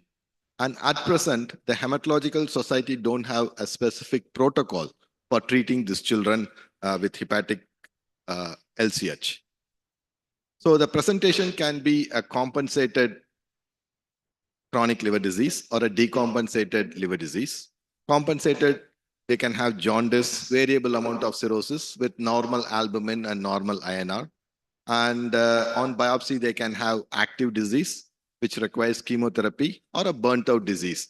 These children could have had LCH even 5 years, 6 years ago, who had successful treatment, and they can come even at adolescent age with sclerosing cholangitis. And then to the decompensated group, these children can have jaundice with ascites, coagulopathy, and again, they can have an active disease or a burnt out disease.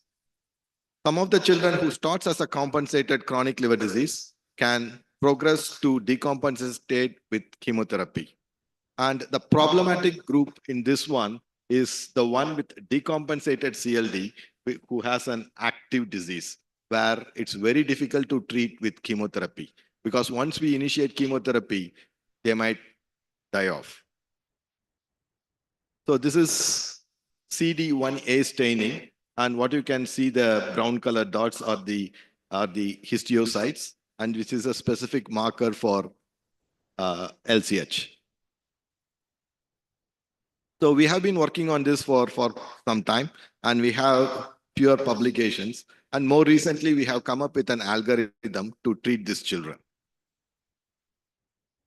I'm not going to go into detail. So we had a total of 8 children, of which 4 was in category 1, which is a compensated cirrhosis, and 4 in category 2, which is decompensated.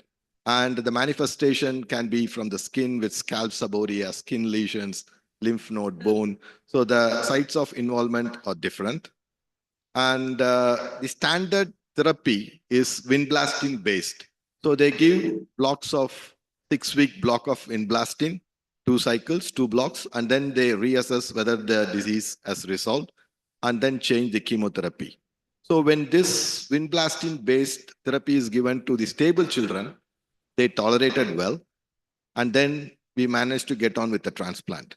But when the vinblastine based therapy was given to decompensated children, the initial one died immediately in the first cycle. So from the next patient, we changed our protocol to a cytarabine based chemotherapy, which the child tolerated well. And further, other 3 children, we gave this therapy, and these 3 children tolerated well. So over a period of time, the compensated one, all of them completed their chemotherapy, and they had a maintenance therapy for 1 year. They had a PET scan, and then they underwent liver transplantation. They are doing absolutely well. The one with decompensated, 1 died during chemotherapy, 1 left to other country, and the 2 completed 2 cycles of intensive chemotherapy, had a transplant, and then continued with the maintenance therapy for 1 year. So actually, those who had transplant with us, the success rate is 100%. When we compare this to the Western population where the success rate with this condition was 60%, what was different is the chemotherapy regimen. And also we did a PET scan before taking this child for a transplant to make sure the disease, the extrahepatic disease is well under control. So this is one of a major thing which changed the outcome. And several papers from Japan, from King's College, they show 60 to 70% survival in these children. And we published this paper in 2020. Now we have another 6 children, and we have done this protocol, and we are using this decision pathway to manage them. And we found out that using this decision pathway with the cytarabine-based chemotherapy, these children do extremely well, and we have a good success rate. So with this, I would like to conclude that sclerosing cholangitis in children most likely to be secondary, and always look for LCH. Immunodeficiency disorder, Langerhans cell histiocytis can manifest as sclerosing cholangitis. And with this newer modified protocol, we showed a very good survival. We try to prospectively apply it and again show that this protocol works very well. Thank you. Question Lily. Yeah, Naresh, you stay. I think excellent talk and lot to learn from these 2 publications which you had on the Langerhans cell histiocytosis. So for these 3 topics, if there are any questions, Dr. Vikram, Dr. Vipul, they can come on the stage. One of the first, I think LCH paper was, you would have seen that also. We had presented on LCH. That was long back. We were very worried to do or not to do. In fact, the domino which we did, we had given it to the girl who was sclerosing. So we had written 2 papers. One was the domino and second was only on LCH. But uh, did you all give chemotherapy post-transplant? Yes, we do. We did give chemotherapy post-transplant for a year's time. Yeah, so that is basically modified. Now you just give vincristine. No, we did a cytarabine-based therapy for this decompensated one. So that is the modification we made. And they have like 2 blocks before PET scan. If the extrahepatic disease is cleared, they go for a transplant followed by maintenance. If they did not clear, we work this patient, get everything ready, give the chemotherapy. If any decompensation happens, we go for a transplant. Just a question to Naresh. Your patient did not have any extrahepatic disease, no? The one who you transplanted found out the disease in the explant. Yeah. Did not have any extra. Did not have any. So what was the idea behind giving chemo? At present, because we don't know whether this, because the extrahepatic disease is based on external manifestation and also on PET scan. We don't know whether there is micrometastasis, what is happening in the brain, in the bones or anywhere else. So we had a MDT meeting and the oncologist thought it's better to give a post-transplant chemotherapy for a year's time. That's what they say. But it's a very minuscule dose that they give. Anyway, we'll move on to the next. I think there's no questions. I think the next talk on the rare disease and liver transplantation in India, Government of India initiative on registration, Professor Madhusudan sir. We all know Dr. Madhusudan, who's been the organizing spine of this conference.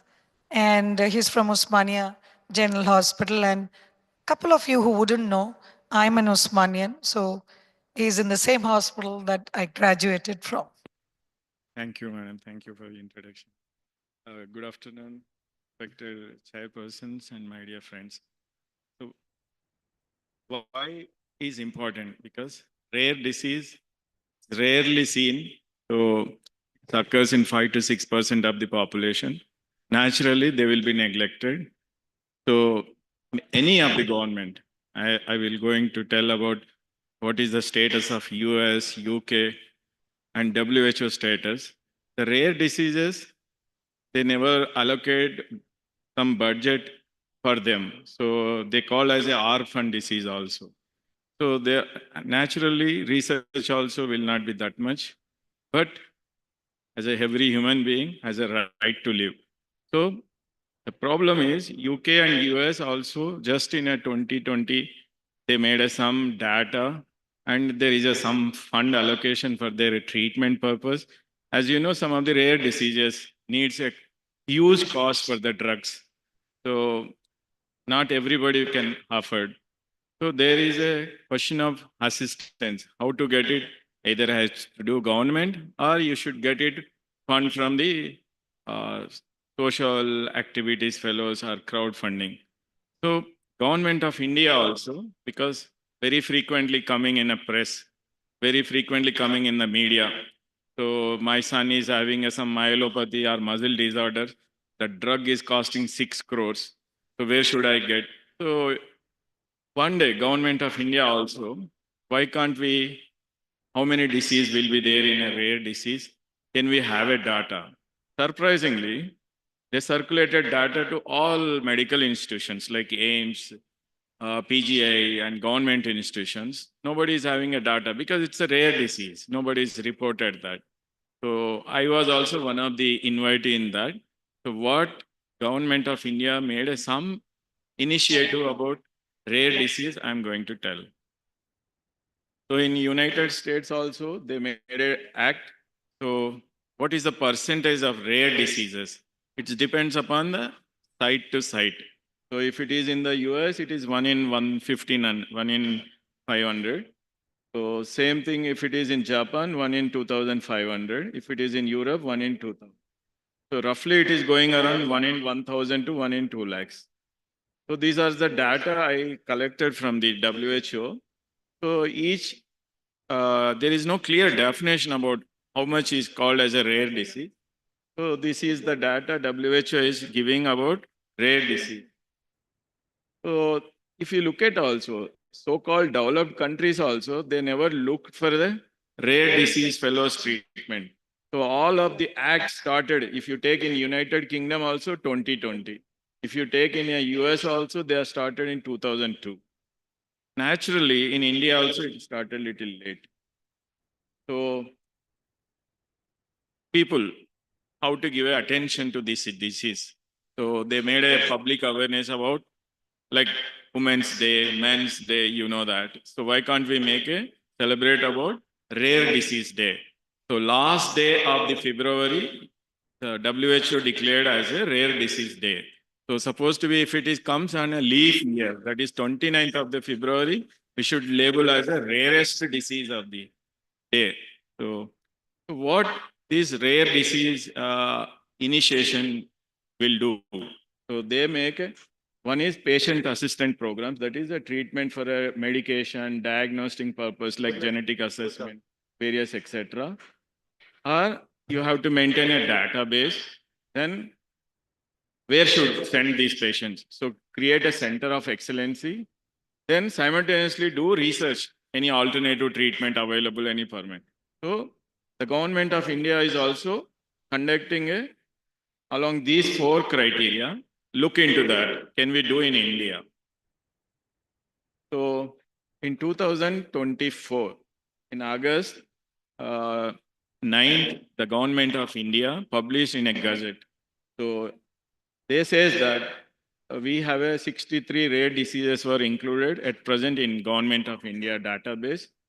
So they are providing at present they are providing up to 50 lakhs for rare disease cases, provided they has to come diagnosis by a centers of excellency. They have described which are the centers of center of excellency.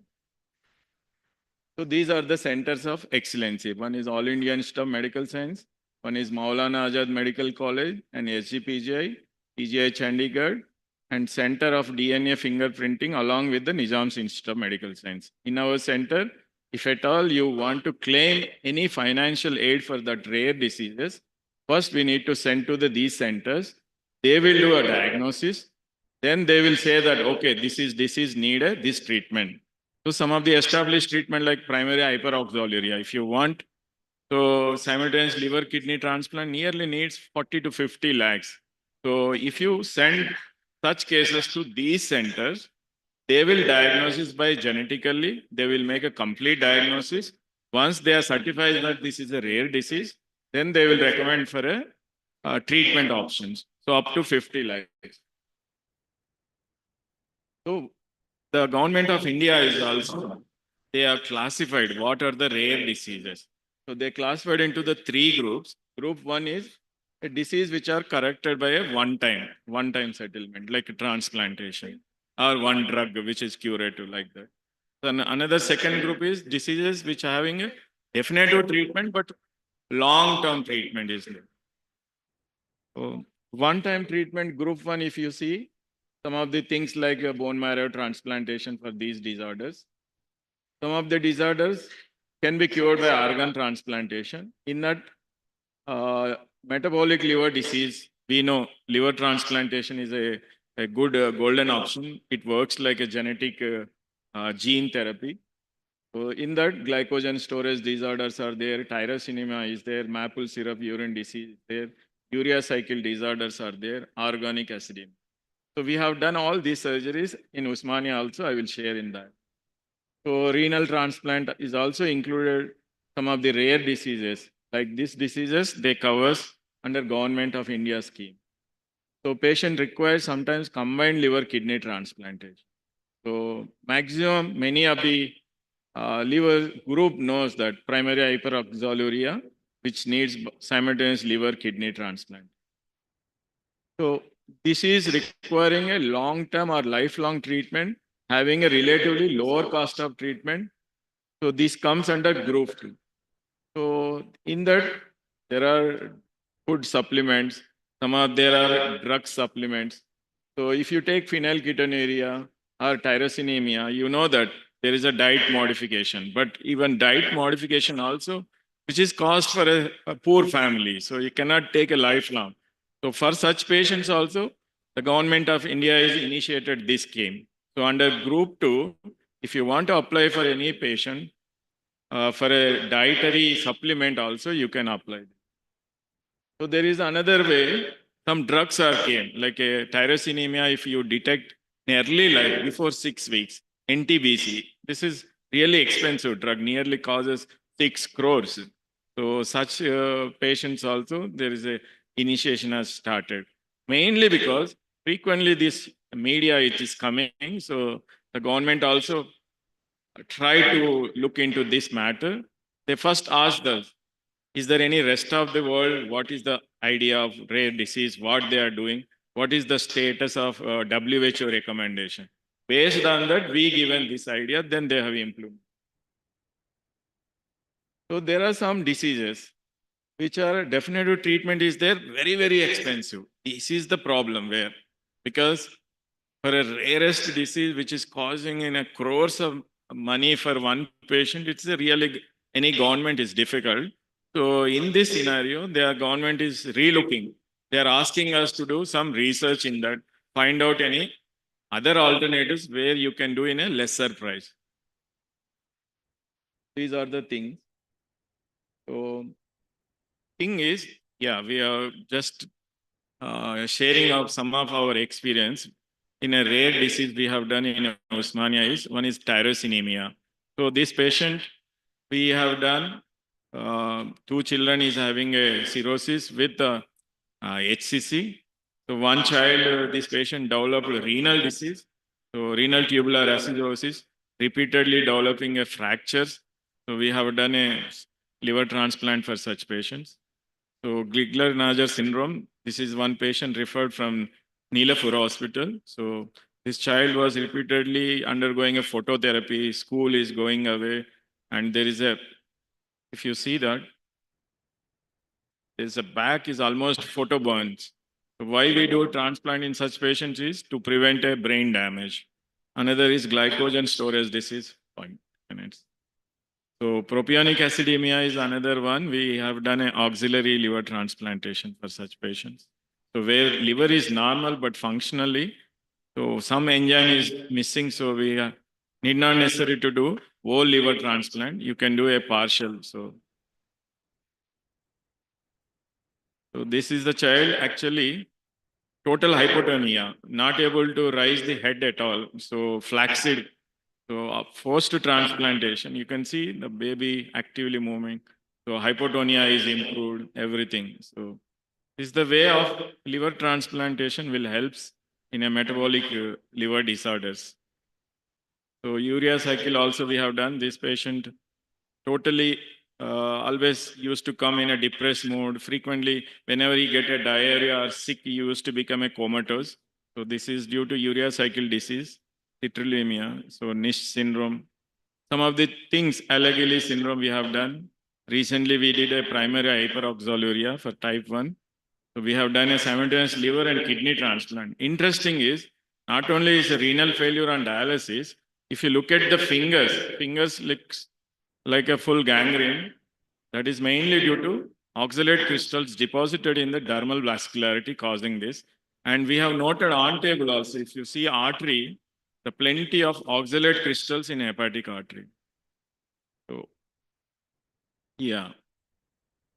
These are the patients we have done a liver transplant for in our center. Thank you.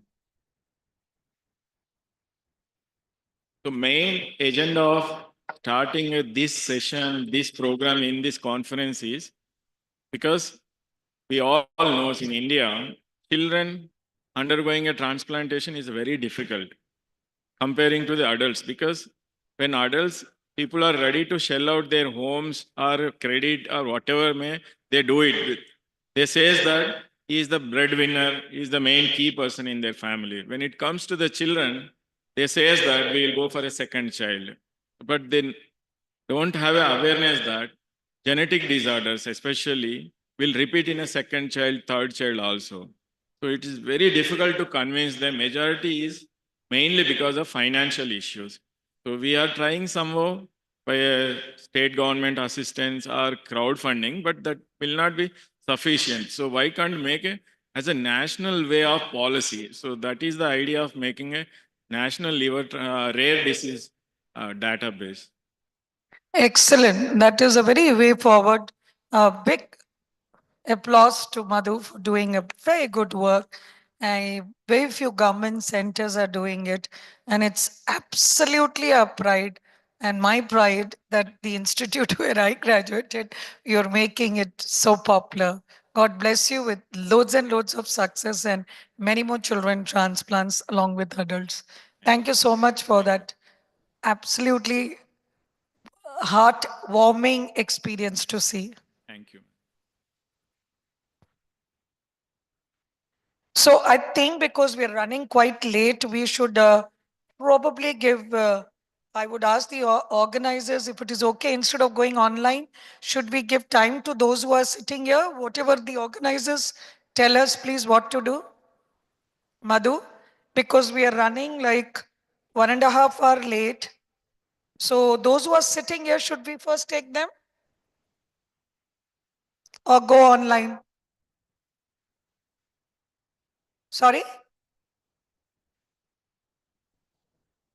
Okay, so if ready, please show us the online.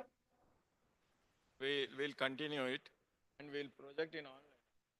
Not going on? Yeah, it's ready, madam. It's ready. Okay, please. No more questions now. We'll stick to the time.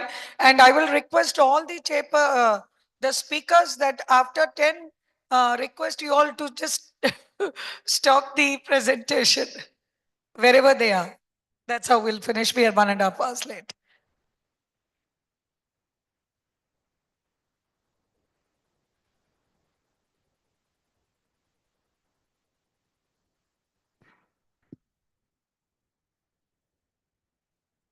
Have you started?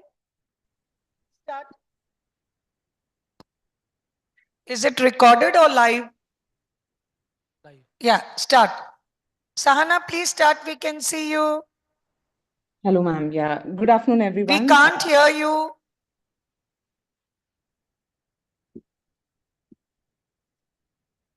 Can you hear me now? Yes, we can hear you, Sahana, looking very pretty in those glasses like a professor. Over to you. Thank you, ma'am. At the outset, I'd like to thank the organizing committee for this kind invitation. Apologize for not being able to be there in person due to some emergency. So I've been tasked to talk to you about transplantation for Wilson's disease and when is the right time.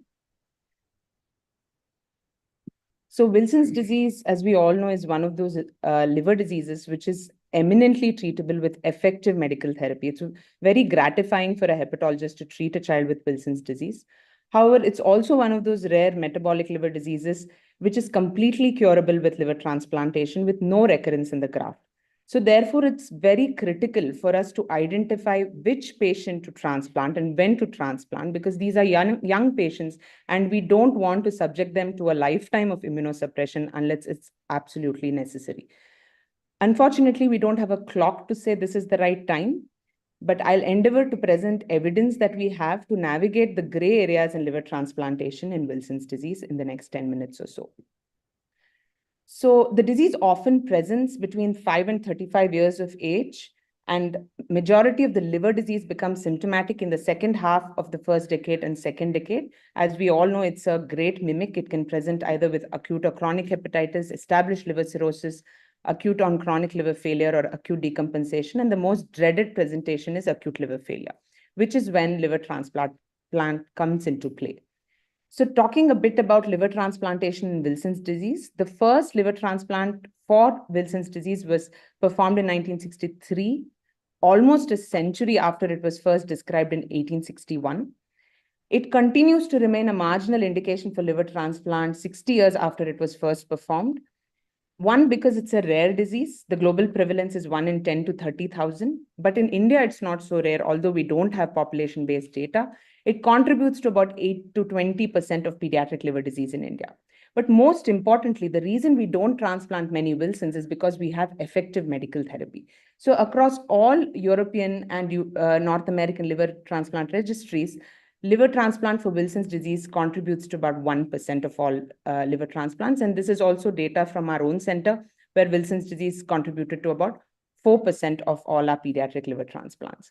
So what do we know about Wilson's disease? We know that liver transplant is a life-saving procedure for Wilson's disease with end-stage liver disease and decompensated chronic liver disease not responding to chelation. We know that outcomes after transplantation for Wilson's are excellent. It's at par with other indications for pediatric liver transplant. This is data from the European Liver Transplant Registry, which shows excellent outcomes, particularly in the recent decades, and similar data from a recent systematic review, which shows excellent survival at 10 years. So given this background, what are the situations where we are posed with the question to transplant or not to transplant in Wilson's disease? And I have identified some of these situations and we'll go through the data for these. So the first question is, does every patient with Wilson's disease presenting with acute liver failure need a liver transplant? First of all, acute liver failure, Wilson's disease presenting as an ALF is rare. It contributes to about 3% of all pediatric acute liver failures, but important to remember that majority of the PALF in Wilson's disease, when it occurs in children and adolescents. The classic Wilsonian ALF has been typically described in adolescent girls, but in data from India and UK show that it is commoner in prepubertal males rather than females. But it is characterized by a modest rise in serum transaminases, a profoundly low alkaline phosphatase, Coombs negative hemolytic anemia, and a rapid evolution to renal failure. Previously, this was thought to be uniformly fatal without liver transplant, but now with advances in plasma exchange, transplant-free survival is close to 11%. In some studies, up to 40%. I would probably call that very optimistic because some of these studies include a heterogeneous cohort of patients where there is chronicity and they're probably ACLF rather than ALFs. Now, when we are faced with a child with acute liver failure secondary to Wilson's disease, they can have either one of these two outcomes. One, survival with native liver with medical management, or death without liver transplant. So the challenge to a hepatologist is to predict the course of such a patient. To aid us in this decision-making, several prognostic indices have been proposed. The earliest was Nazar Index, devised by King's College in 1986, which included bilirubin, AST, and PT-INR, and a score of more than 7 was found to predict mortality without liver transplant.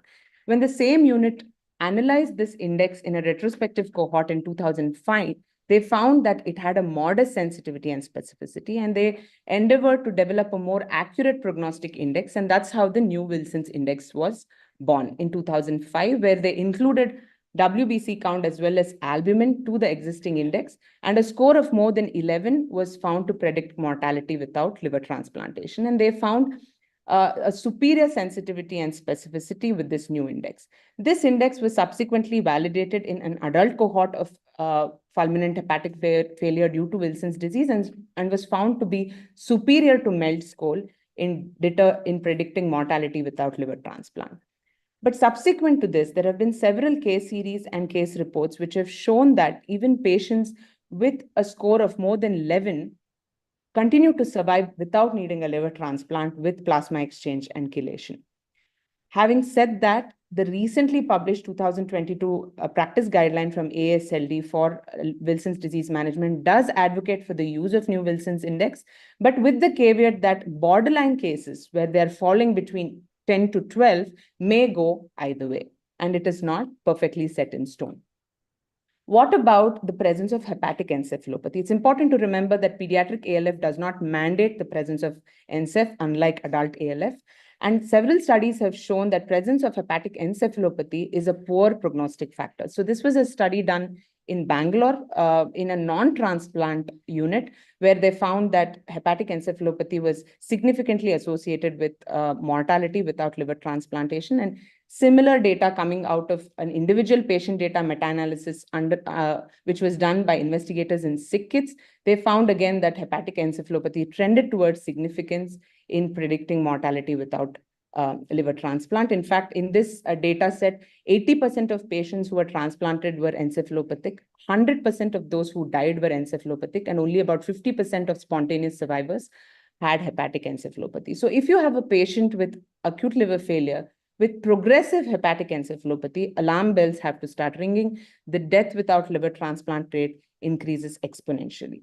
So for the question, ALF with Wilson's, do you need to transplant? Every case has to be managed in a liver transplant center and worked up for possible liver transplant. Bridge therapy with plasma exchange should be initiated emergently as a bridge to native liver survival or to transplant. Remember, presence of encephalopathy increases transplant-free mortality and needs urgent listing and expedited workup. Prognostic indices such as new Wilson's index can be a guide and should be used serially to assess response to medical therapy. The next question is, does acute decompensation or ACLF in Wilson's disease warrant liver transplant? Important to remember that Wilson's disease is perhaps the most important cause of pediatric ACLF in India. In fact, like we were discussing, majority of the ALFs may actually be reclassified as ACLF because there is always some degree of chronicity. So this is again data from India, from ILBS, where they looked at 66 patients with acute decompensation and found that on univariate analysis, high bilirubin, high INR, and high lactate was associated with mortality. All the various prognostic scores were found to be significantly associated with predicting mortality without transplant. But among the indices, the AARC ACLF score had the highest area under the curve with 0.939. That's probably because the cohort was similar to the derivation cohort that was used to determine this score.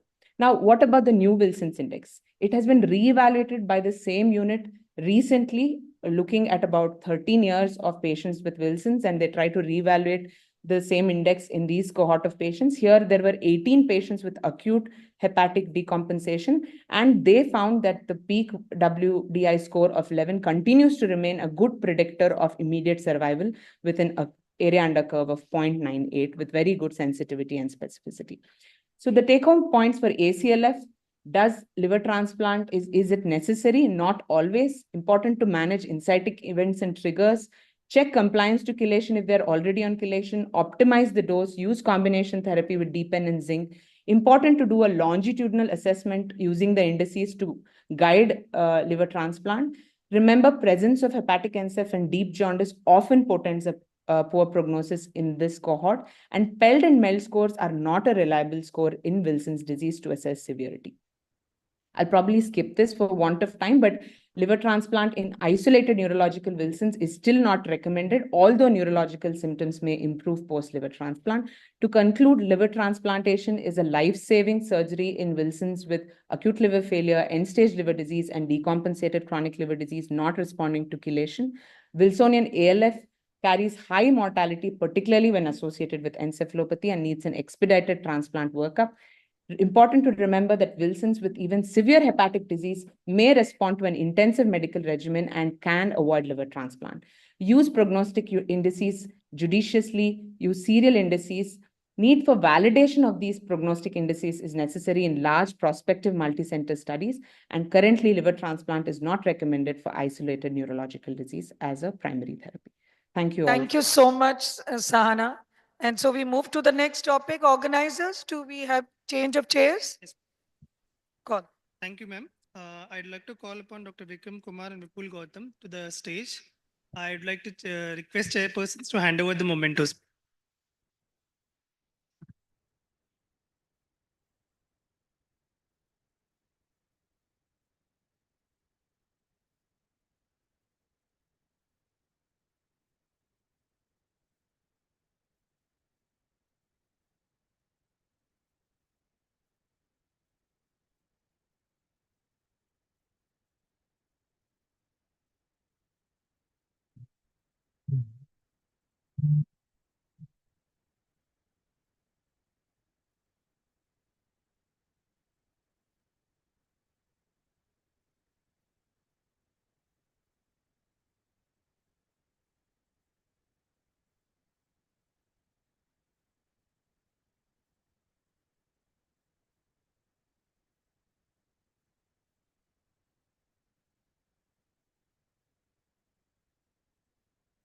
Thank you, ma'am. Thank you, speakers. Thank you, chairperson, for chairing the session.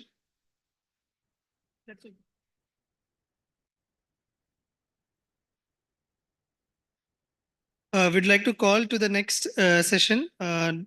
Srinivas Kalyan, Dr. Ravi Kumar, Dr. Naveen, and Dr. Yam Sheshu Madhav as a chairperson for the next session. The speakers are Dr. Naresh Shanmugam, total internal biliary diversion during liver transplant. Is it a new standard of care in PFIC?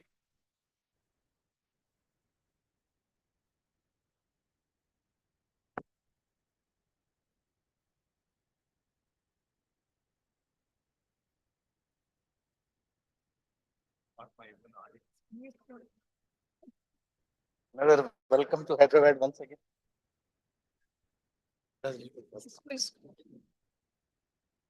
Good afternoon, everyone.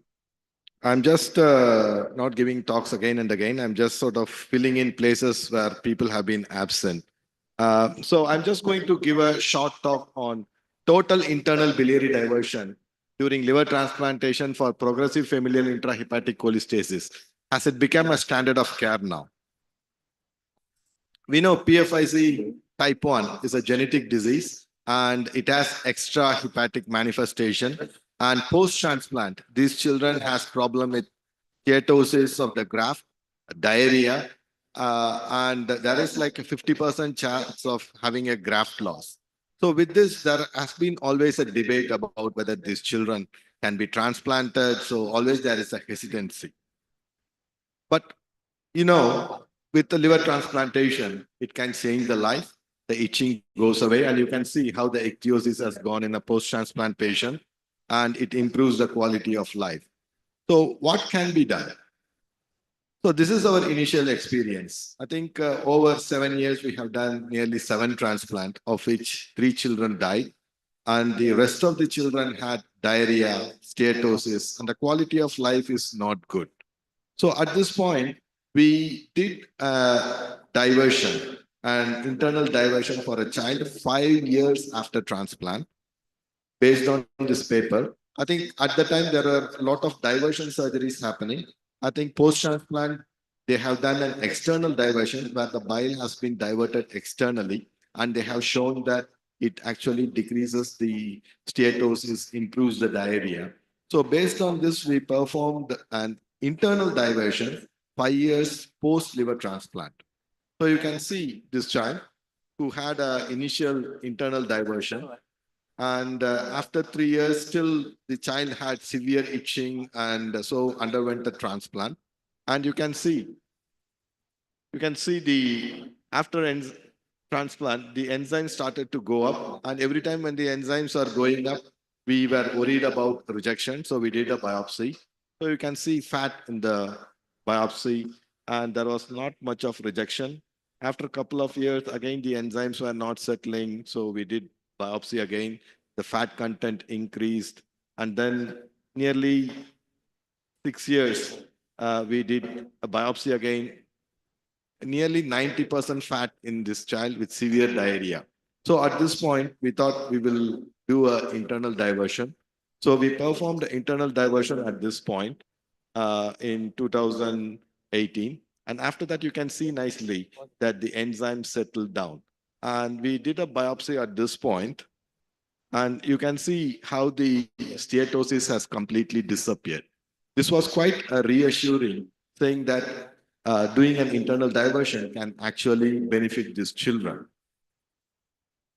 At the same time, there was a paper in 2016 from Kyoto telling that internal biliary diversion can be done along with the transplant, and it had a good success rate in preventing diarrhea and liver steatosis. What they have done is the distal end of usually they do a hepaticojejunostomy, but here the distal end, instead of connecting to the jejunum, it's been connected to the transverse colon so that the bile is drained directly to the colon, bypassing the enterohepatic circulation. And they have shown that this actually improved the quality of life. The diarrhea, there is no diarrhea in this patient. There was no graft steatosis. With this, we started doing a similar surgery for our patients from 2016 on. And you can see the initial two patients, B1 and B2, who had a total internal biliary diversion at the time of transplant. And these children did really well. They did not have diarrhea. They did not have graft steatosis. And then we had a rethinking that whether it is because of the patient's choice or it's because of the surgery, these children are doing well. So the following two patients, we did not offer an internal diversion at the time. So we did a standard hepaticojejunostomy. But these children, B3 and B4, had again severe diarrhea, fat steatosis. So within 6 months, we did a diversion, internal diversion for them. And actually, after diversion, these children did really well. And we have that one child died in 22. This is because of chronic rejection. But the surgery worked really well.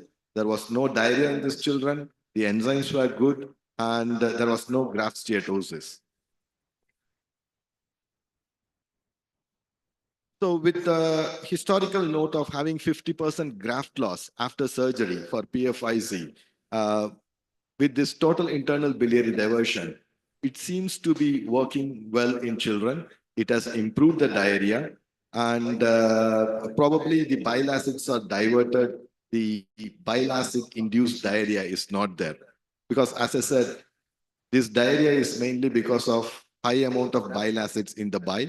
The intestines of these children are never been exposed to bile acids, such a high load of bile acids. So they get this sort of diarrhea.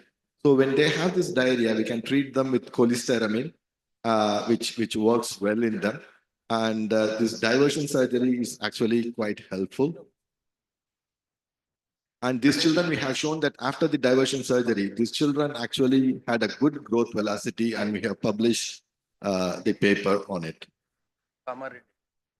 One of the drawback is it's a small size sample size, and also there has been some criticization about the bile acids into the colon because it can be a carcinogenic. So these children might require a regular colonoscopy for a surveillance to look at the metaplasia of the intestine. So far, these children are doing well. After we have published this paper, I think we have done another 4 children who are doing really well with this surgery. So personally, we think total internal biliary diversion at the time of surgery should be the standard of care. Thank you very much. Thank you, sir, for a very clear presentation. For want of time, may I invite the next speaker, Dr. Shivani Deswal. She will be speaking on de novo autoimmune hepatitis. Does it really exist?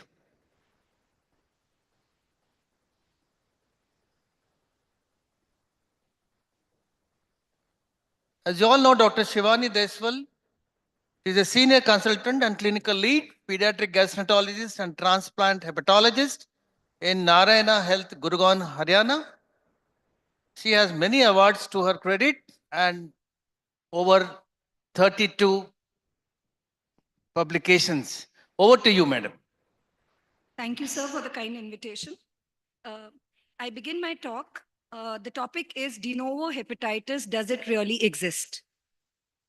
The original definition of de novo hepatitis came way back in 1998, where it was described as a clinical entity with clinical, serological, and histological features which were resembling autoimmune hepatitis that developed in children who had undergone liver transplant for end-stage liver disease other than autoimmune hepatitis. But ever since 1998, it has still remained an area of clinical research and controversies. There is no standardized definition or terminology or diagnostic criteria for autoimmune hepatitis still. The pathogenesis still remains unclear, whether it's purely or immune dysregulation or a rejection. And the role of immunosuppression, where there's debate on how immunosuppressive therapy may in fact contribute to de novo hepatitis. And even the treatment approaches are not really standardized in various centers. And prognosis and long-term outcome has also been debatable between different centers.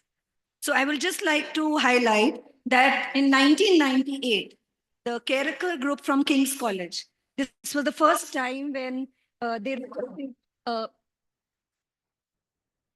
reported 7 children who had features of late graft dysfunction after liver transplant, and none of them had a viral or an immune etiology for the indication for transplant.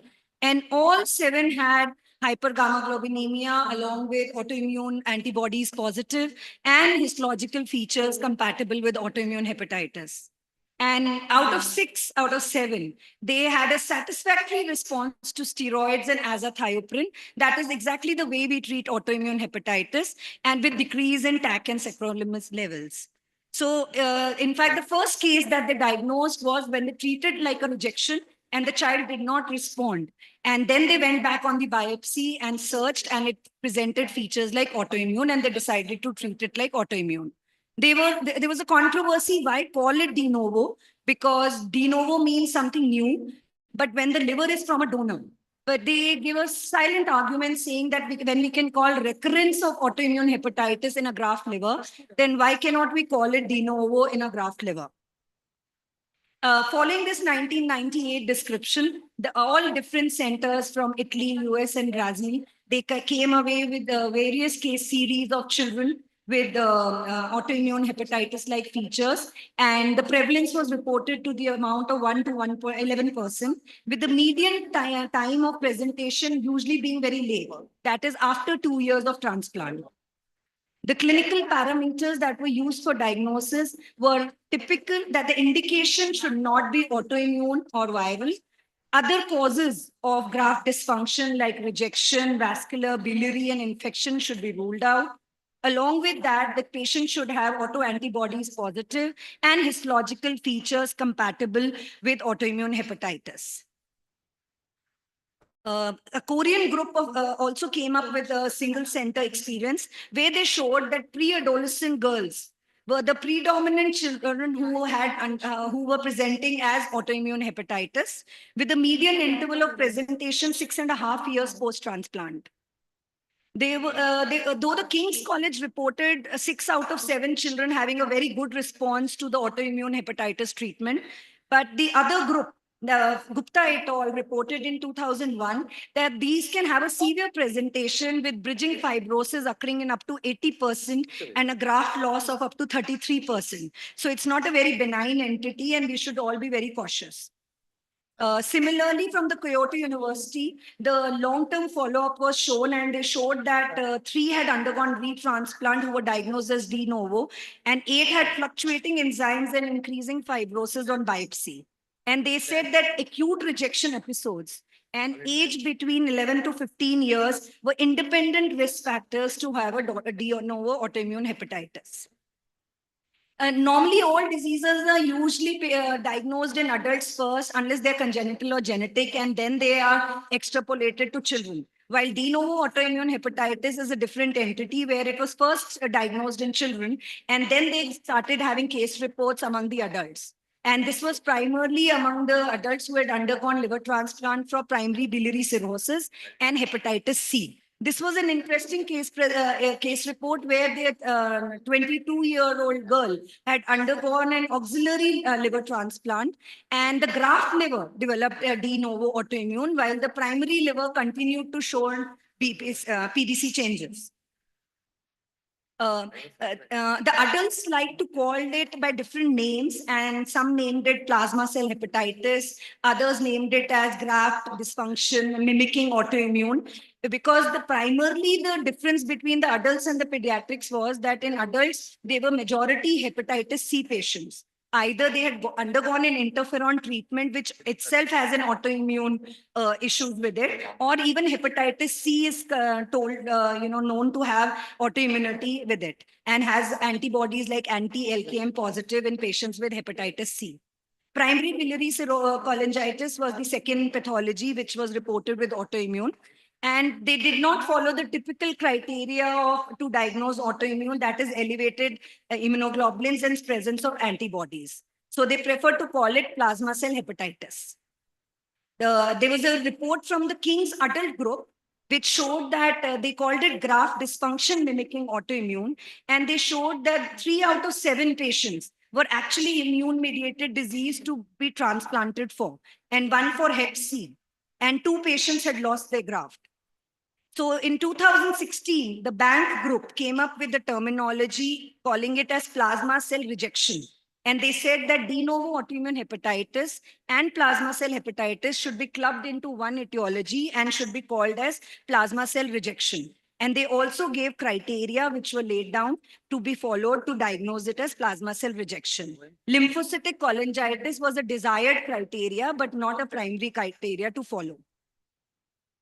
But the primary group, the Kerker group from King's, they debated that, instead of clubbing de novo autoimmune in children and plasma cell hepatitis in adults into one category, there was no reason to club it into the same, because children are not small adults, and children, all the children which have been reported in literature did not have hepatitis C or an immune-mediated pathology to begin with.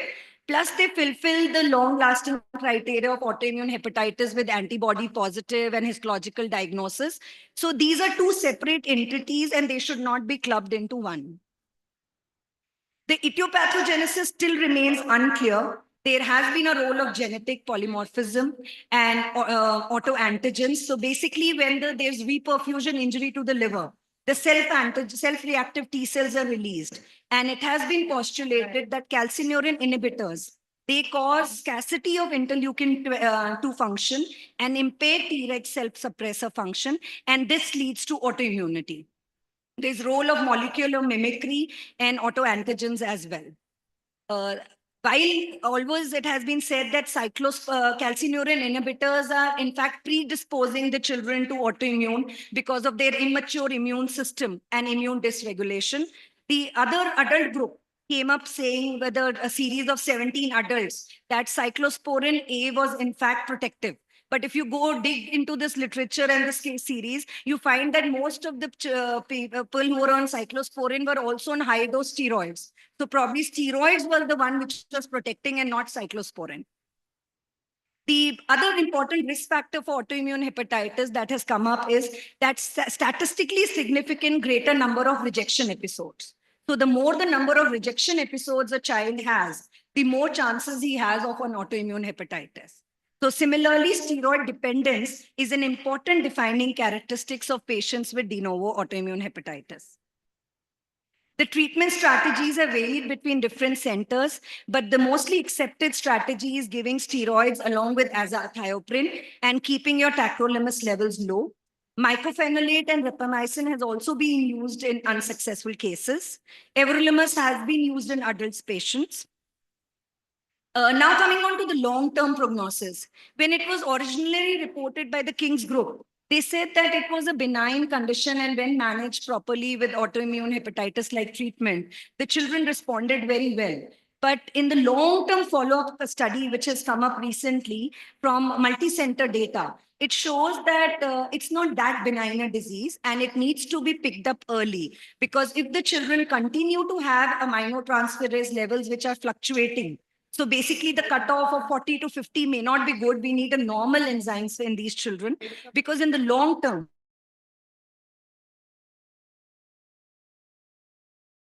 so my closing thoughts are, please consider it as a differential diagnosis of left graft dysfunction.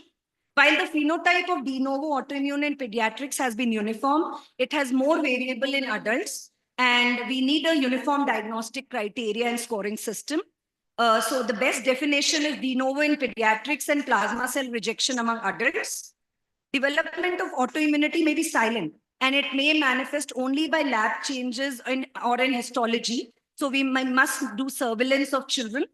And progressive hepatic fibrosis, graft loss, and retransplantation are possible consequences.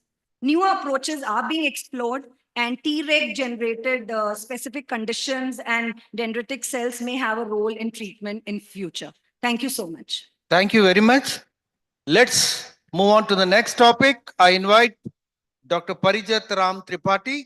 He will be taking us through a very common topic which we face day in and out, an approach to diagnosis of neonatal cholestasis. Over to you, Dr. Parijat. He is from Ankura Hospital, Hyderabad. Thank you for having me here. So, as sir has said that we will be discussing about a very common topic. It's not like very complicated or something what we are listening since morning, but that forms bulk of the basis of the pediatric transplant which is happening, that is biliary atresia or metabolic liver diseases. So my experience comes from various medical colleges from UP, then ESI Hospital, Delhi, SGPGI, Lucknow. Now I am working in Hyderabad where I see a lot of literate people working well, having insurance. And I visit to my village also once in a month where I see like without referral also patients can come to me and meet. So I see a very variable population every month. So what I can say, whenever we are approaching a neonatal cholestasis, a lot depends upon how we are going to explain to the patients, and depending upon their social status, how are they taking our information. So being very blunt or sometimes being very informative may backfire in these cases. So when we talk about neonatal cholestasis, approach is of course quite different from older children and adults because of the small size of the baby, of course. Our baby is sometimes even less than 1 kg the weight is. Rapid development of cirrhosis is even 4 and 6 weeks of age children can develop cirrhosis and complications related. And there is urgency in diagnosing them.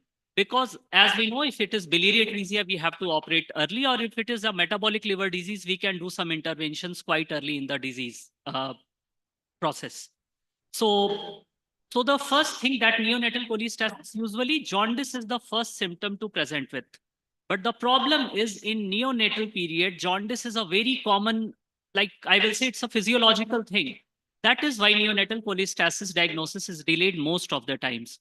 So very commonly it is unconjugated hyperbilirubinemia. So the first step of delay in diagnosis is mostly to differentiate between neonatal hyperbilirubinemia and cholestasis.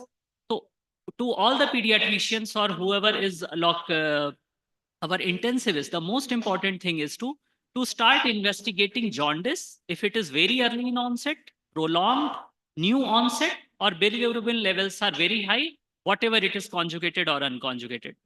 So if you look at the neonatal jaundice, I'm not writing neonatal cholestasis right now. Most of the time, it is unconjugated hyperbilirubinemia, physiological or breast milk jaundice is most common. Then blood group incompatibilities, hemolytic anemias, or Crigler-Najjar syndrome.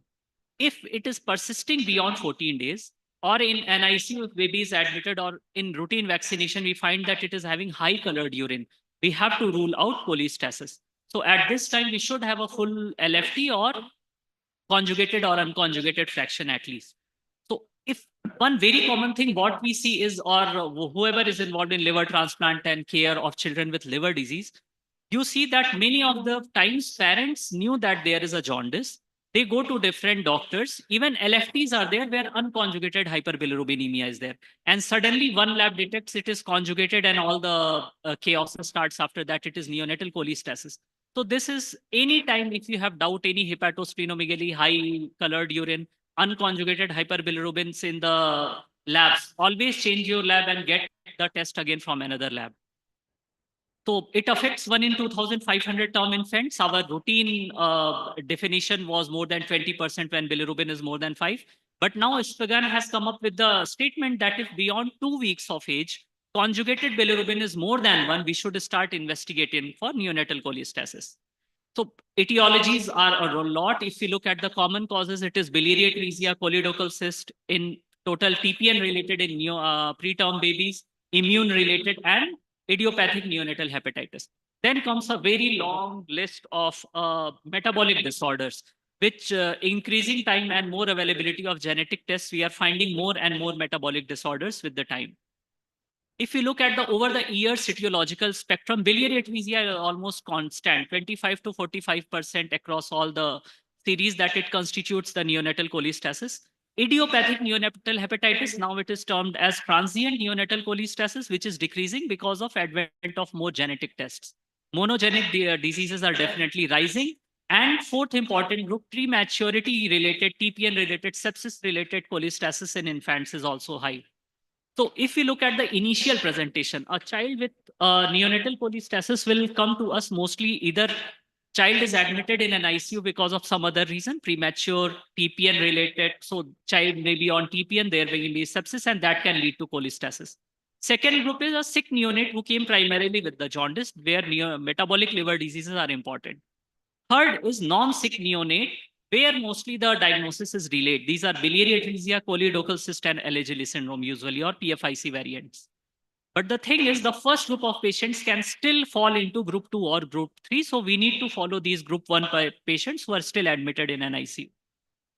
So first step is to detect as early as possible. Why? Because biliary atresia time is ticking. We have to operate early.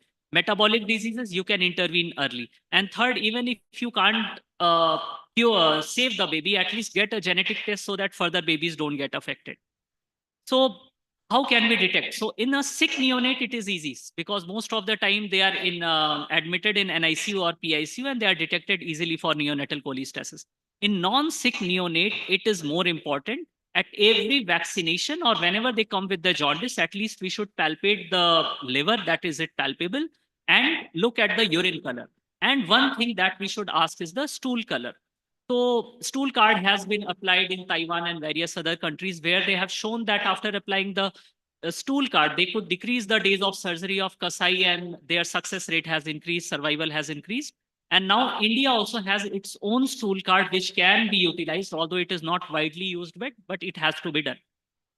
So next step is, of course, we have to take a detailed history and detailed examination of the baby once we are clear that child is suffering from neonatal cholestasis rather than neonatal jaundice. Then comes our investigative approach. So I would like to divide that we should categorize the kid between a non-sick neonate or a sick neonate. Non-sick, so observe stool color, look at the ultrasound abdomen. So normally we find 3 kind of scenarios. One, it is highly suggestive of biliary atresia. Second, plus minus, it can be, cannot be. And third, that pigmented stool, not much of hepatosplenomegaly, ultrasound is not suggestive. So probably it is not biliary atresia. And then of course the sick neonates that I will come up later. So whenever there is high suspicion of biliary atresia on examination and ultrasound, liver biopsy, if it is showing features of biliary atresia, we should go ahead with Kasai.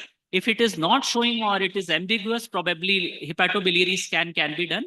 If all these things exclude biliary atresia, then we have to start looking at the other causes. Then the second group comes where we are not very sure is it biliary atresia or not. In these cases, probably first we can do a HIDA scan to exclude biliary atresia.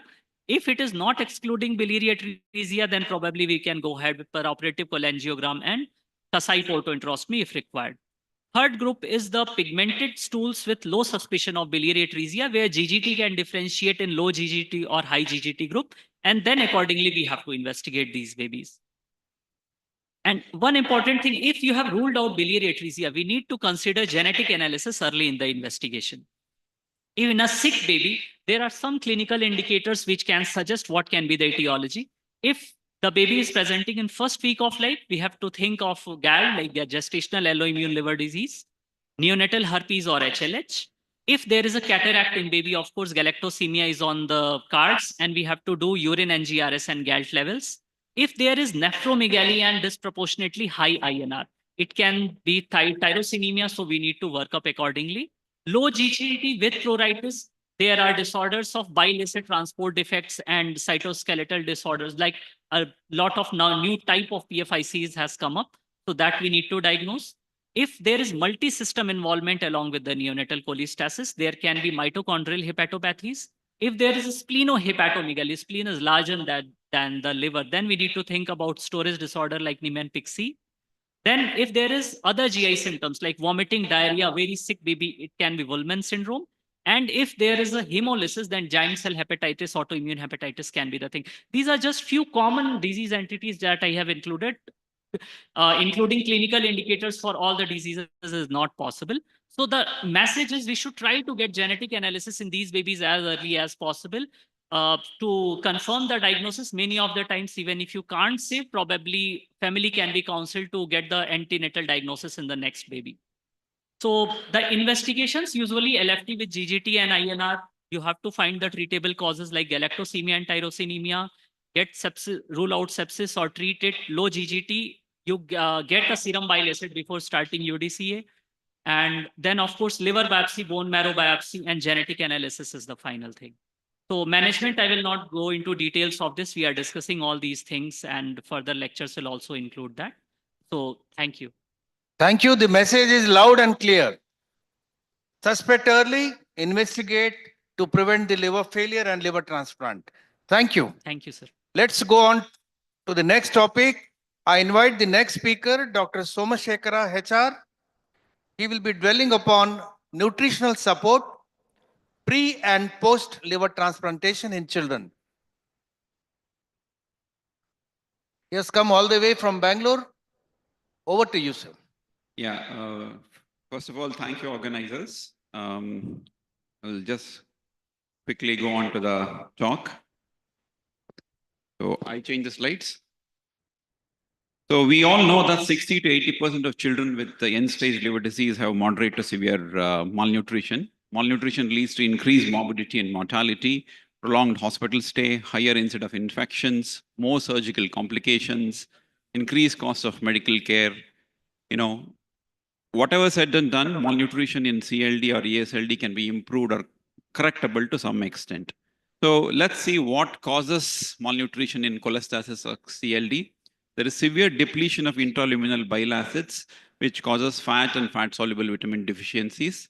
There is poor oral intake in these children because of organomegaly, anorexia, portal hypertension also exacerbates malabsorption.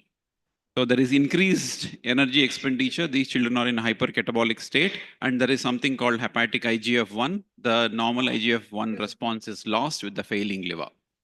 So there are recurrent infections, pruritus, water and electrolyte imbalance also. There are genetic factors like Alagille syndrome and PFIC1 children who are short stature genetically. So why do we have to optimize nutrition? How do we do it, and with what? We will look at it. So we all know that, you know, CLD gives rise to malnutrition. Apart from LT, nothing can correct it. So why do you have to correct it? So at least, you know, you can prevent the complication related to vitamin deficiencies. And if you improve their nutrition, they have a better outcome. And as I told earlier, refractory failure to thrive is an important indication for LT. I've told this, I'll skip this slide. So this is a very nicely done study from Biliary Atresia Research Consortium. So growth velocity was significantly slower in poor outcome group. Poor outcome means who had death or transplant at a very early age. So mean weight Z scores was significantly lower at 6 months after Kasai Potra and Trostamine, poor outcome group. So important observation was only 36% of children in poor outcome group receive nutritional support compared to 82% in good outcome group. So probably it helps in, early initiation of nutritional support, helps in preventing or postponing the LT. So malnutrition is a risk factor for weightless mortality, post-LT mortality, and graft failure. So height and weight less than 2 standard deviation was associated with pre-transplant mortality, post-transplantation mortality, and graft failure. So it also increases post-LT hospital stay and healthcare costs. So mean length of stay was 20 days for patients with Z score of less than 1.5, whereas it was 10.7 for children who had better nutrition. So not only the hospital stay, malnutrition affects neurodevelopmental outcomes. So at 1 year post liver transplantation, 35% of children who were diagnosed with development delay had decreased weight, low albumin, and length of hospital stay and age at LT. So how do we assess? It's just as pediatricians, we know how to assess, history, anthropometry, look at stunting, which can be in chronic malnutrition, allergens, and short-term changes, mid-upper arm circumference, triceps skin fold thickness. I've kind of summarized the same thing here, anthropometric measurements, and you have biochemical measurements, and you have instrumental investigations like, bioelectrical impedance, DEXA scan, indirect calorimetry, all those things. In addition to this, as hepatologists, we are using functional assessment like hand grip strength in a child of more than 4 years, frailty test in more than 4 years. We are supposed to do it every 2 weeks to 3 months once. So coming back, how do we optimize it? So we have to improve the oral intake, avoid prolonged NPO. These children may need often endoscopy. Don't keep them, waiting for the endoscopy list for a long time. And encourage oral liquids if they don't want to take, solids. Avoid unnecessary dietary restrictions. Avoid protein restriction, except in tips or severe hepatic encephalopathy. There is no need to restrict the children of protein. Tailor the sodium restriction to the absolute need. Provide, foods which are appropriate to the chewing or swallowing abilities to the child. Evening snack, you can add on, which will help to add on calories. Optimize gastric emptying, avoid excessive fiber, control blood glucose, use liquids over solids if necessary. But is it enough if you just increase the oral feeds? Let's look at it. So this is a nicely done study. They ask these children to drink or eat whatever they want for particular, period of time, which was control time. So here, and this was feed period. Here, they gave them NG feeds. Mid-muscle area weight height increase only during enteral tube nutrition, whereas during ad-lib oral feeds, it remains static or even it fell. So it means that even if they eat and drink enough, they may not meet enough caloric requirement. Another study showed enteral feeding enhances tube feeding, basically enhances weight, height, and skin fold thickness in children with liver diseases. NG feeding enhances weight, height, BMI, head circumference in children with biliary atresia. So these are the caloric requirements. I won't go into the detail. If they are energy nourished, they need around 120 to 140. If they are malnourished, biliary atresia with malnourished, their caloric requirements and the protein requirements are high. It is given in all the textbook you can go through. So couple of practical aspects. Bolus feeds, when we give NG, or the first choice. They are more physiological. If there is vomiting, if associated with bolus feeds, we can go for continuous feeds by pump up to 20 hours per day. We usually give some 4 to 3 hours off to allow the gastric pH to fall back to acidic one to prevent bacterial overgrowth. Overnight feeds of 8 to 10 hours, giving the half target, maybe a good strategy. Oral feed during the day will reinforce normal feeding behavior. So these children, if you put them on NG feed, they become oral contact aversive. We also need to keep reinforcing their normal feeding behavior also. So method to check NG, never use the POP method, use pH indicators. These are widely available in Amazon. We usually use in our unit. We ask them to parents to order them. If the pH is more than 5, then it is not a reliable measure of Ng placement in the stomach. It has to be readjusted. We never use the POP method, but as it is not a reliable one. So which formula is ideal? As you can see, MCT, which is easily absorbed compared to other feed. So in summary, what they need, ideal formula with whey protein of 3 gram per kg per day, ideally when reconstituted around 2.6 grams in 100 ml with 10% of amino acids, branch chain amino acids. Of course, they also need vitamin supplements. They're everywhere. You can just refer. So what formula to use? In India, we have 3 MCT-based formulas, Peptamen, Metanutrition, and Pedia Gold Plus, of which I prefer Peptamen because it has 50% MCT and branch-chain amino acids at an ideal percentage. So what is the approach? Start with regular diet, similar in composition to healthy children. Aim for 130% of caloric requirement. If they're unable to tolerate goal feeds for 2 to 4 weeks, suboptimal trend in the anthropometric measurements. If they're infants, add breast milk fortifier, use MCT, start 30% initially. All those things which are highlighted previously, you do it. For older children also, you try to increase the calories, reassess them. If they are still not gaining weight, proceed to the next step. What is the next step? We generally try to insert a nasogastric as a nasogeneral tube, supplement oral intake, continuous feeds, overnight feeds, allow them to eat in the morning. Repeat anthropometry. Unable to tolerate feeds, you can consider hospitalization and consider PN. That is not practical in our setting. Probably we have to consider early liver transplantation, despite despite NG feeds if the child is not improving. So PN, not many indications, extremely rare, recurrent GI bleed, vomiting, diarrhea. A study showed both groups, PN and enteral group, had both similar outcomes and similar weight gain. I wouldn't recommend. Post-transplant, if they are duct to duct, we generally feed them within 24 to 48 hours. If they are hepatico-jejunostomy, by 72 hours. After liver transplant, the caloric requirements, carbohydrates, protein requirement, fat requirement comes down. From MCT, you can switch over to LCT. So there are some gaps in the knowledge. Main thing I would say, if you tell an NG feed to a parent, they may not accept it. You have to counsel them. And that is what I find it difficult in my practice. Parents readily won't agree for NG feeds. To summarize, nutrition is crucial in cholestatic liver disease to optimize medical and functional outcomes. Be aggressive. Early top-down therapy, I would say put a NG tube and then see what happens. Measure vitamins, especially vitamin D in cholestatic infants, and supplement fat-soluble vitamins. There are some gaps and there are some social challenges. Please think how to address it. Thank you. Thank you, sir, for making this difficult topic easy. Slight change in the schedule. I invite the next speaker, Dr. Ashrita Alvareddy. She will be covering on post-liver transplant outcomes in PFIC. Over to Dr. Ashrita Alvareddy.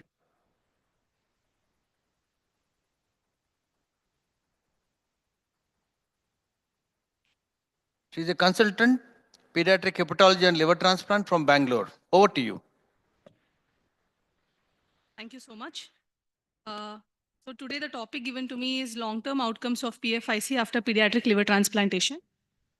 So this is a basic introduction of various forms of PFIC. So we know that this group of disorders mainly affect the proteins and the transporters which are responsible for bile acid synthesis or bile acid transport into the canaliculi.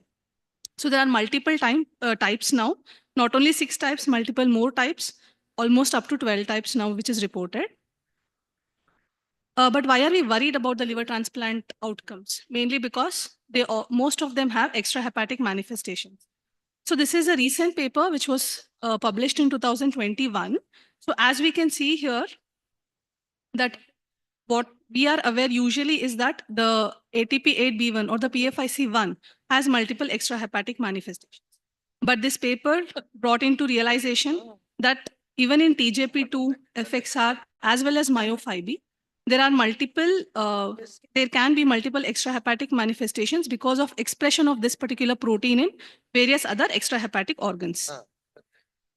So we know because it's a genetic disorder, the definitive treatment available is a liver transplantation. The graft and patient survival overall is around 70 to 80% at 10 years. And the most common indications why the transplant is done is end-stage liver disease, intractable pruritus, and poor quality of life or hepatocellular carcinoma, mainly in BSEP and the TJP2 variety. So coming to individual varieties of PFIC. So first let us go through how PFIC1 behaves post-liver transplant. So as I said, a lot of extrahepatic manifestations can be expected because of expression of this protein in various other organs like small intestine, cochlear, air cells, and apical members of pancreatic SNR cells, as well as the gastric pit epithelial cells. So we expect diarrhea, pancreatic disease, rickets, pneumonia, abnormal sweat tests, hearing impairment, and poor growth. So what was seen in this paper, which was released in 2018, was almost 80% of them will experience diarrhea, and 40% of them can experience pancreatic disease, and almost 90% of them will experience graft steatosis because of all this. So this paper from Japan showed that out of 12 consecutive patients of PFIC1 who were transplanted, almost 60% of them had a mortality, and 3 of those who were surviving required a re-liver transplantation for steatohepatitis. When they analyzed the survival outcome, they saw that up to 10 years, they had a survival rate of almost 80 to 90%, but with significant morbidity. But after 10 years, the lifespan also reduced and the survival dropped to as less as 58%. And we can see that whoever was surviving had significant amount of steatosis and steatohepatitis. A similar paper again from Japan with 14 patients of PFIC1 post-liver transplantation. We saw that 11 of them were for PFIC type 1, and out of which 70% again developed significant steatohepatitis. And when they compared the outcomes between the two varieties, that is BSEP and ATP8B1, they saw that the PFIC1 children had a poorer graft as well as overall survival rate. Again, a similar paper but this time from Pittsburgh. They saw that all the 7 cases who were transplanted for PFIC1 had worsening diarrhea and poor growth.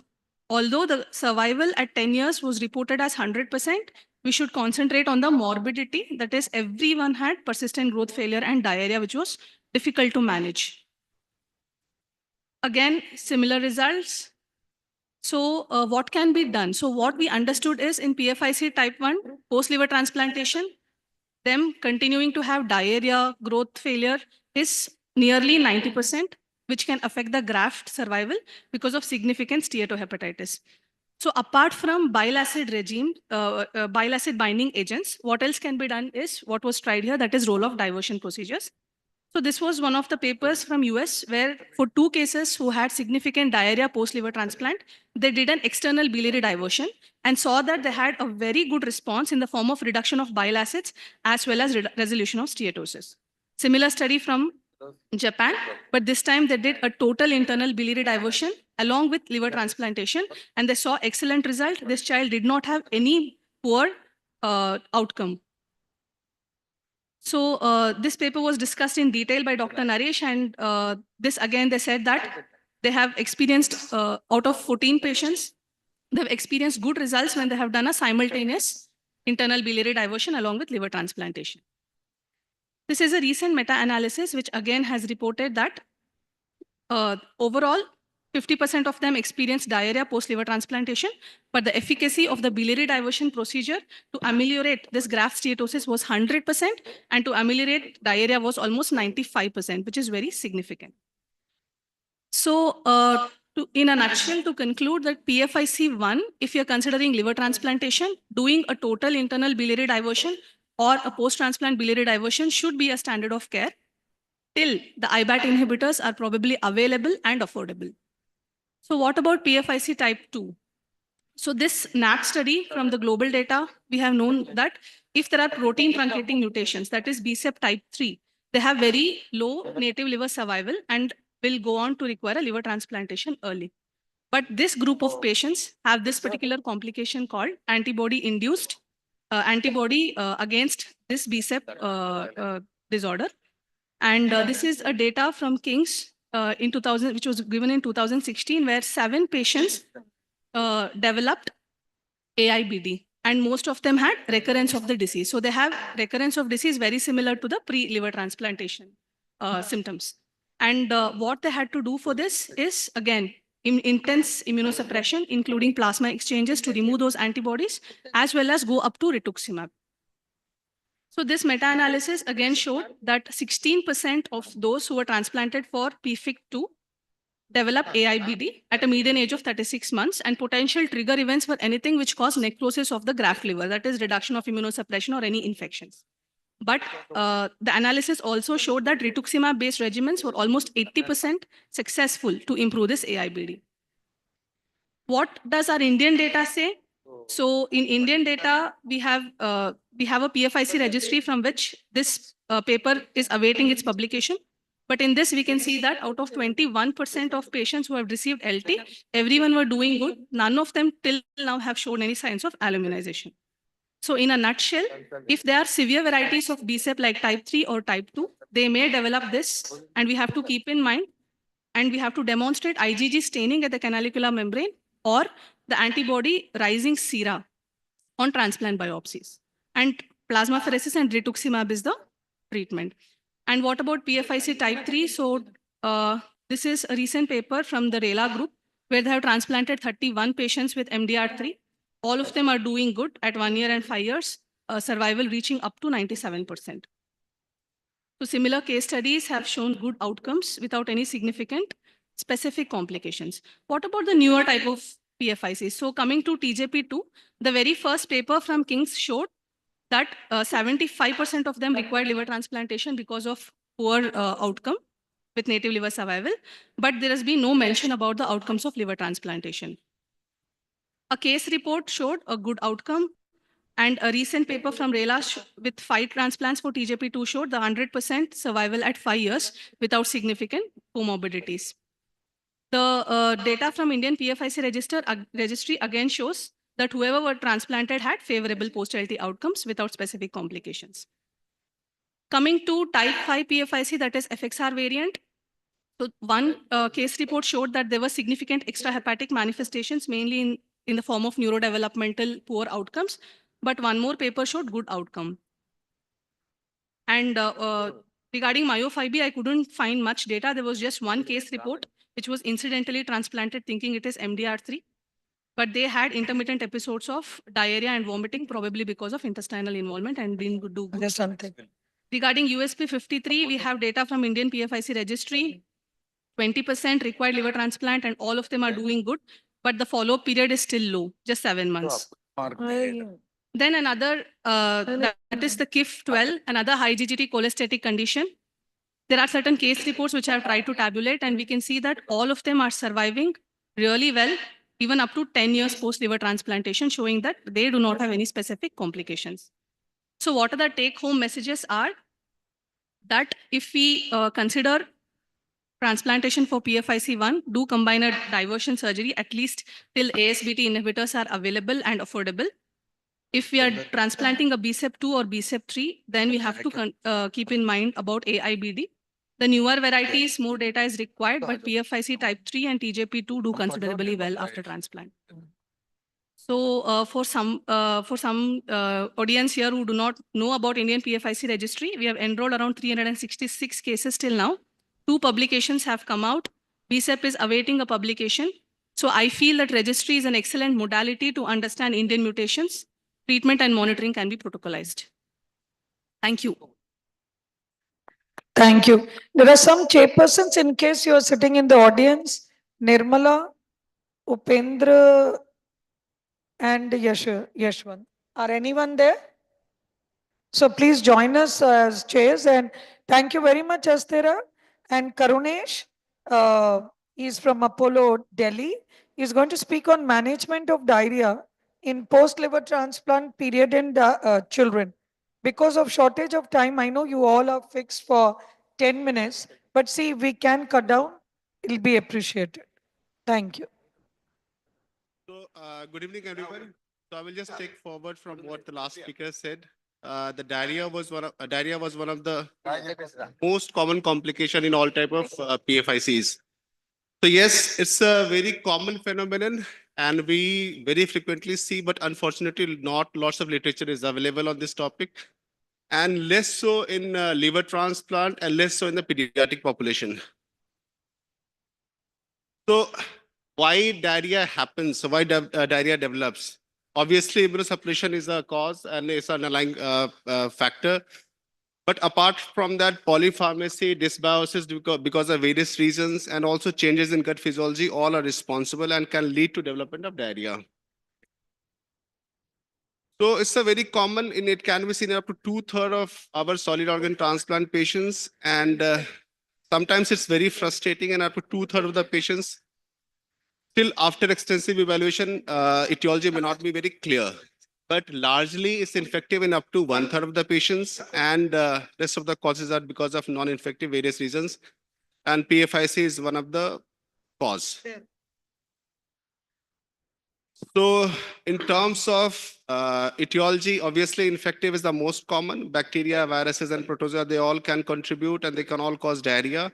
Among the non-infective, they can broadly be classified into drug-associated, and because of different gastrointestinal factors, and also because of other inflammatory factors like GVSD, PTLD, and disease per se. In this category, FIC1, recurrence of IBD, recurrence of sclerosing cholangitis, they all fall under this category. So among the infective causes, we all know, but commonly what we see, especially in pediatric population, viruses are the most common. Different studies have quoted different etiology. Some studies have found Clostridium to be the most common cause. Some have found Clostridioids, to be the most common cause. But in our population, the pediatric population, I think virus remains the most common cause. And even CMV has been quoted as the most common cause in some of the publications. So how to investigate? So we know infection, apart from the infection, inflammation, and drugs, they all can contribute in the development of diarrhea. So how to evaluate? Obviously, if we are thinking in terms of infection, bacterial, viral, or parasitic, then multiplex tool PCR is a very good tool. It's costly, but it's worth. And it usually screens for multiple viruses, bacteria, as well as parasites. But again, availability can be an issue, and especially if a child is discharged, then sometimes cost be an issue if we are evaluating on the OPD basis. And sometimes we do need to do stool cultures or toxin detection for Clostridioids. And specific pathogen PCR also needs to be done for certain pathologies. If you are thinking immunological phenomenon underlying, then we have to do biopsy and we have to rule out underlying inflammatory pathology. And if you're suspecting medication, then obviously we have to just twinkle with the doses and then we have to see the response. So the management part, like any other diarrhea, we have to take care of the rehydration. So we can start with oral rehydration. If that's not possible, then we can go to intravenous fluid resuscitation. But one thing we have to always keep in mind, that we have to keep in mind the immunosuppressant levels, because in diarrhea, the tacrolimus level can go high because of the various reasons. So we have to sometimes need to lower down the dose of tacrolimus. At the same time, sometimes to improve diarrhea, otherwise also we need to tone down on the doses of our immunosuppressants. Unnecessary medications as simple as magnesium, calcium, phosphorus, they all sometimes need to be modified, held, or discontinued to improve diarrhea. Anti-motility agents as such is discouraged in pediatric population, but American Society guidelines recommend in adult population once we have ruled out infective causes. Probiotics, again, supporting evidence is contradictory. So classically, Clostridium difficile is one of the most common cause, especially in sick patients. And there are certain guidelines also for the treatment of Clostridium difficile. And it can be seen in up to 25% of solid organ transplant recipients. PPIs, third generation cephalosporin, they all are risk factors. And the treatment we all know is we have to start with either oral metronidazole or oral vancomycin, depending on the sickness of the patient. Sometimes empirical C. difficile therapy is also needed in certain circumstances, but prophylaxis as such is not recommended. FMT is a modality for certain cases, and some biologics has also been tried. Probiotics, again, contradictory evidence. So if we have found through our stool PCR, then if we have a specific etiology which has been detected, then we can treat like Vibrio or Yersinia or Cryptosporidium. Otherwise, we have to evaluate further. Even American Transplant Society guidelines also recommends few of these antimicrobials for use as empirical therapy in diarrhea, especially if you are thinking in terms of infective causes.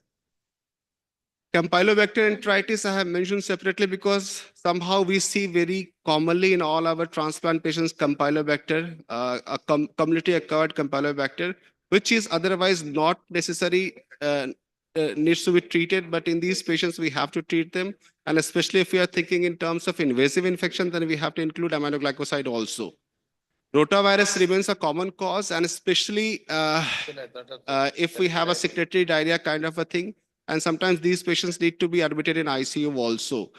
Norovirus is becoming increasingly common because of the vaccination against rotavirus, and these patients sometimes need to be treated with urgent treatment like oral nitazoxanide and enteral IVIG at variable doses. CMV, we all know, is a common post-transplant pathogen, and CMV enteritis is common. If we have a CMV PCR positive, we have to simply treat. But if we are not sure and CMV PCR in the blood is negative, then we have to have a tissue diagnosis. But largely in the last couple of years and the last decade, because of the CMV prophylaxis, we have less and less CMV infections. Drugs, they all can induce dysbiosis because of various mechanisms, and they all can lead and they all can cause diarrhea as well. So de novo food allergy, this is very pertinent to our pediatric population. Sometimes they do have food allergy before transplant, but many of them they develop food allergy after transplant, and it can be seen in up to 15% of the patients.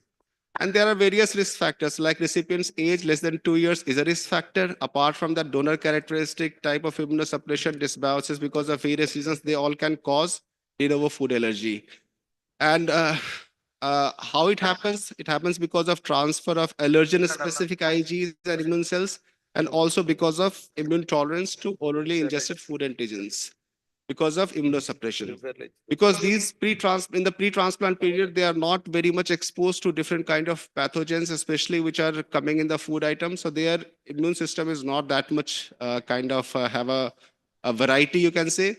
But after transplant, they are being exposed to different pathogens, different food items, and they all can induce different kind of allergic reaction, especially when you have underlying dysbiosis and immunosuppression, which can lead to de novo food allergy.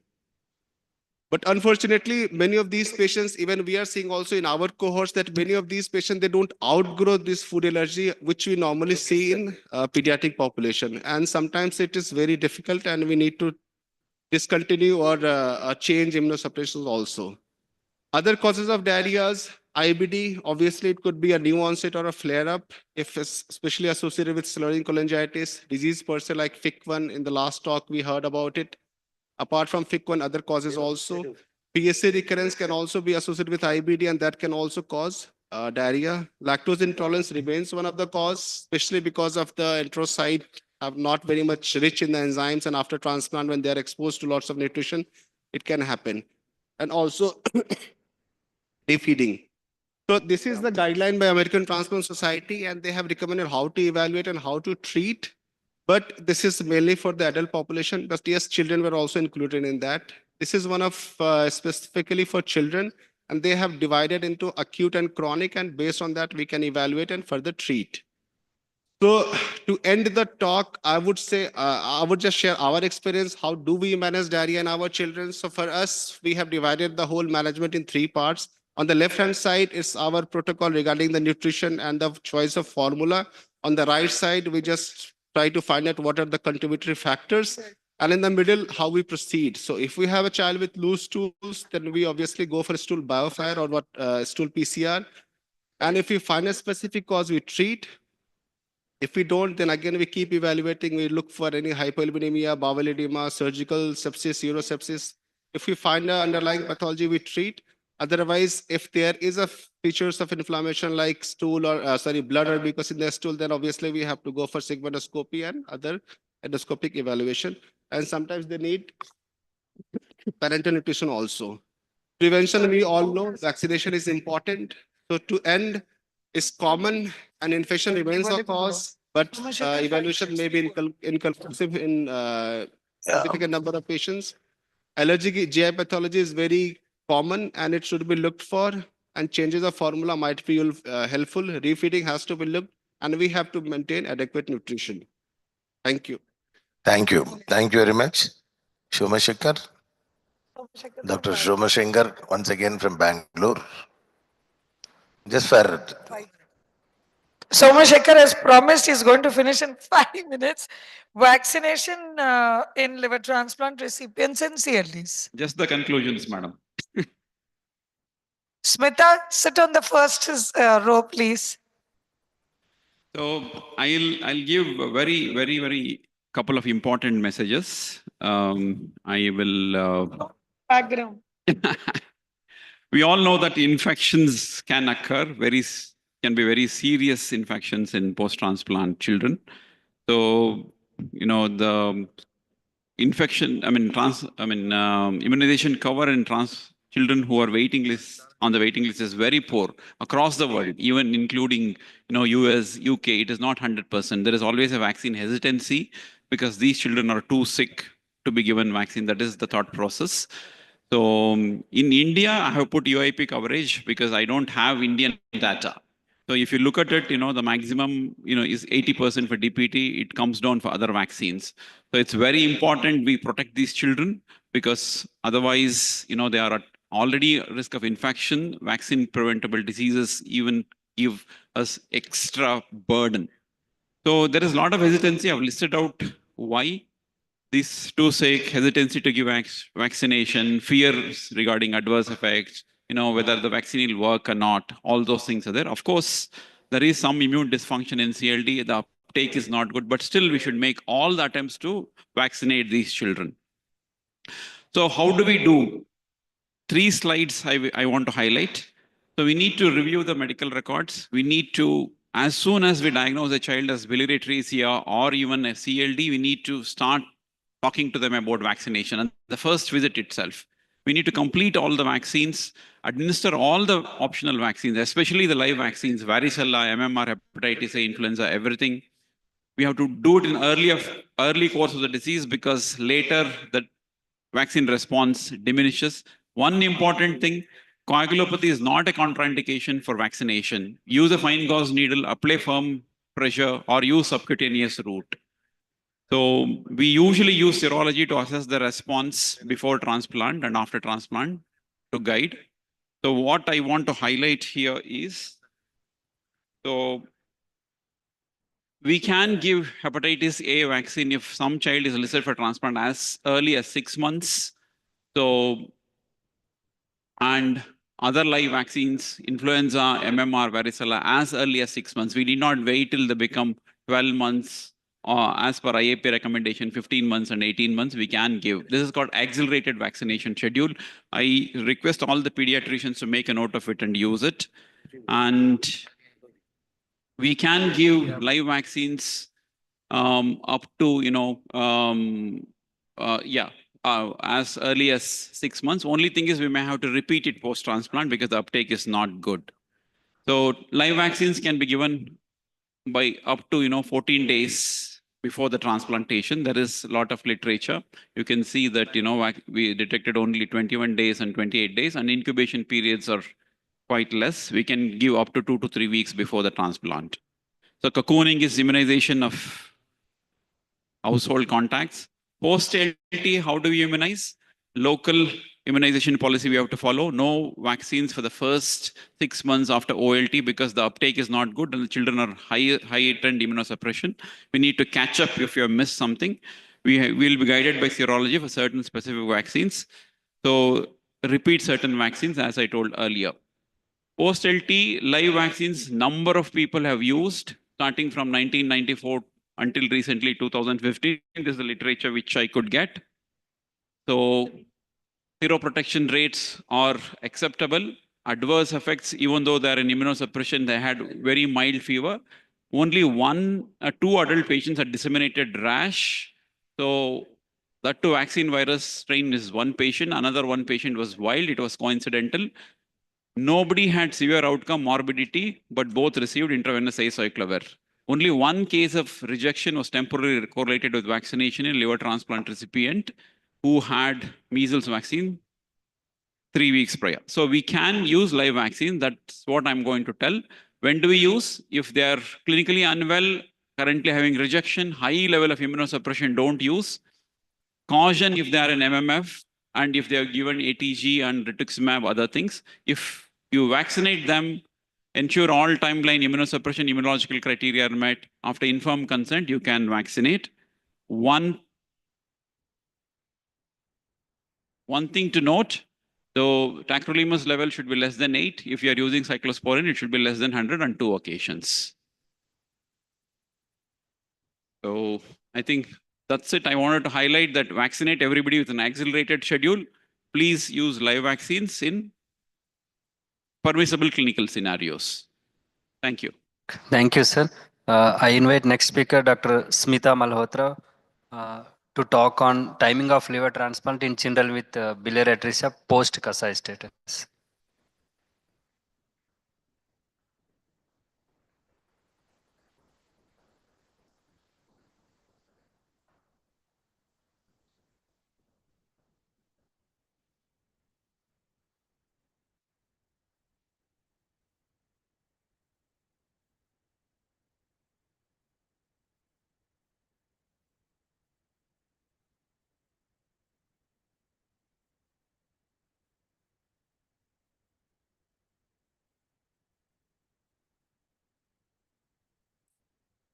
Just be very quick and brief. So these are common indications for any end-stage liver disease, be it biliary atresia with or without Kasai, portal hypertension complications, ascites, pruritus, cholangitis, SBP, synthetic dysfunction, hypoalbuminemia, hepatorenal, hepatopulmonary. We all know this. Hyponatremia recently added to the MERL score as well. And chronic liver failure and etiology. So these are the factors, the same, not coming on the screen. These slides, they're not showing on the screen.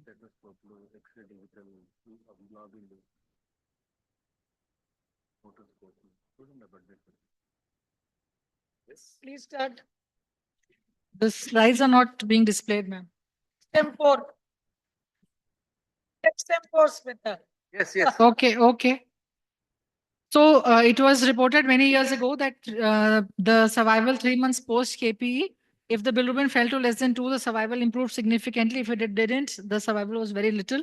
And jaundice-free interval after transplant predicts the survival up to 75 to 90%, 10-year survival. And if the jaundice persists, it's less than 20%. Late KPE has been variously defined, so no specific endpoints. And even with late KPs, native liver survival could have been reported. No factors, whether fibrosis or liver appearance, define which KP will be successful, late ones also. This is an important meta-analysis about early Kasai. This is recent. What is important is that it has also analyzed subgroups less than 3 months, all improve. If the Kasai is less than 90 days, there is better jaundice clearance rate and favorable native liver survival. But if they have the Kasai is done less than 60 days also, even though the jaundice clearance rate is same as the age decreases, but the native liver survival improves. So that the younger the baby at the Kasai surgery, the native liver survival improves. This is shear wave elastography. If it is done on day 3 post surgery, if the KPA is around 10, it shows 100% sensitivity for predicting poor outcome. What is things which are being done new? KMV positive outcome is very poor to success of KPE. So giving ganciclovir or acyclovir has shown improved survival rates, improved and decrease the need for transplant. N-acetylcysteine is being tried, no results so far. Steroids controversial, no recommendations yet, but Europe and Japan use it a lot. PEL score we know is a predictor, and PEL score of 17 or more. But it's very fallacious for children less than 12 months of age. They have a higher waitlist mortality. And in this study, when PEL scores group were divided into 3 groups, less than 15, 15 to 25, or more than 25, and it was shown that the third group had higher incidence of vascular and biliary complications. And when a transplant was done in this group, their hospitalization rate and hospital stay decreased compared to the ones with the similar morbidity who were not transplanted. Recurrent bacterial cholangitis, we all know it increases the chance for decompensation, increases the chance of failure of KPE. And in this study, it has been shown that it's only after 2 years. In the first 2 years, the native liver survival is the same, despite the number of cholangitis episodes. And the earlier you have the cholangitis, the more is the likelihood for decompensation and LTE. Nutrition, we all know, very important, already stressed by my previous speakers. Poor outcome and early requirement for LT if the child is malnourished and therapies have not been started. This was a study which showed SUAS mass index, which also had higher morbidity post-transplant. So in our Indian study by this ILBS group, the three predictors which were most important was lower age of KPE, use of prolonged steroids, and absence of cholangitis. Now, when we come to older age group, the recipient age is important. Adolescent age, it has been shown that the survival is poor. So here you can see the adolescent age group has lower survival, and the prognostic factor in this age is lower creatinine. Usually this was study for up to 16 years. Usually in this, when there is transition to adulthood, usually adults consider a higher creatinine as a poor prognostic marker, but lower creatinine is a reflector of poor nutritional status. So lower creatinine and near normal bilirubin, more than 21 millimole is just 1.2 milligram per deciliter. So even these levels are significant, and the adults should be careful when they follow these patients. They will require early transplant. And obviously, as for all age groups, number of cholangitis episodes and the degree of portal hypertension increase the risk. And these are the guidelines for biliary atresia from Japan. KP is recommended within 30 days of birth if you are able to diagnose biliary atresia by then. There are no explicit recommendations for steroids. They have recommended IV antibiotics for 2 to 4 weeks after KPE and then oral antibiotics. They have also recommended a repeat KPE for those with temporary resolution. Liver transplant early, less than 1 to 5 years of age, if the child is showing significant growth or developmental impairment. Otherwise, there is no specific recommendation for age for liver transplant, and there are no definite recommendations for primary LT if the PELD is more than 10 at presentation. Thank you.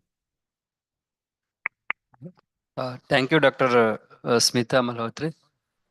So I request all the speakers to come onto the dais I request Dr. Shivani to Desai, take the mementos. Dr. Shivani Desai, Dr. Parijat Ram Tripathi, Dr. Kurnesh Kumar, Dr. Smita Malhotra, Dr. Ashrita Alvareddy to collect the mementos from the desk.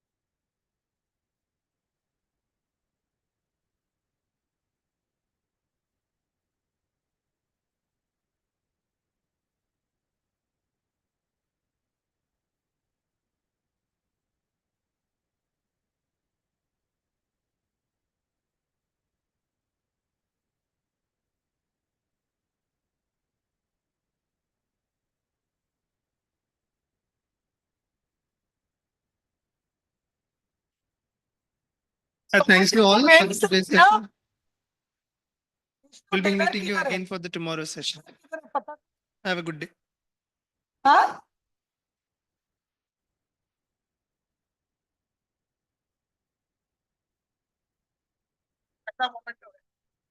आइए आइए ठीक है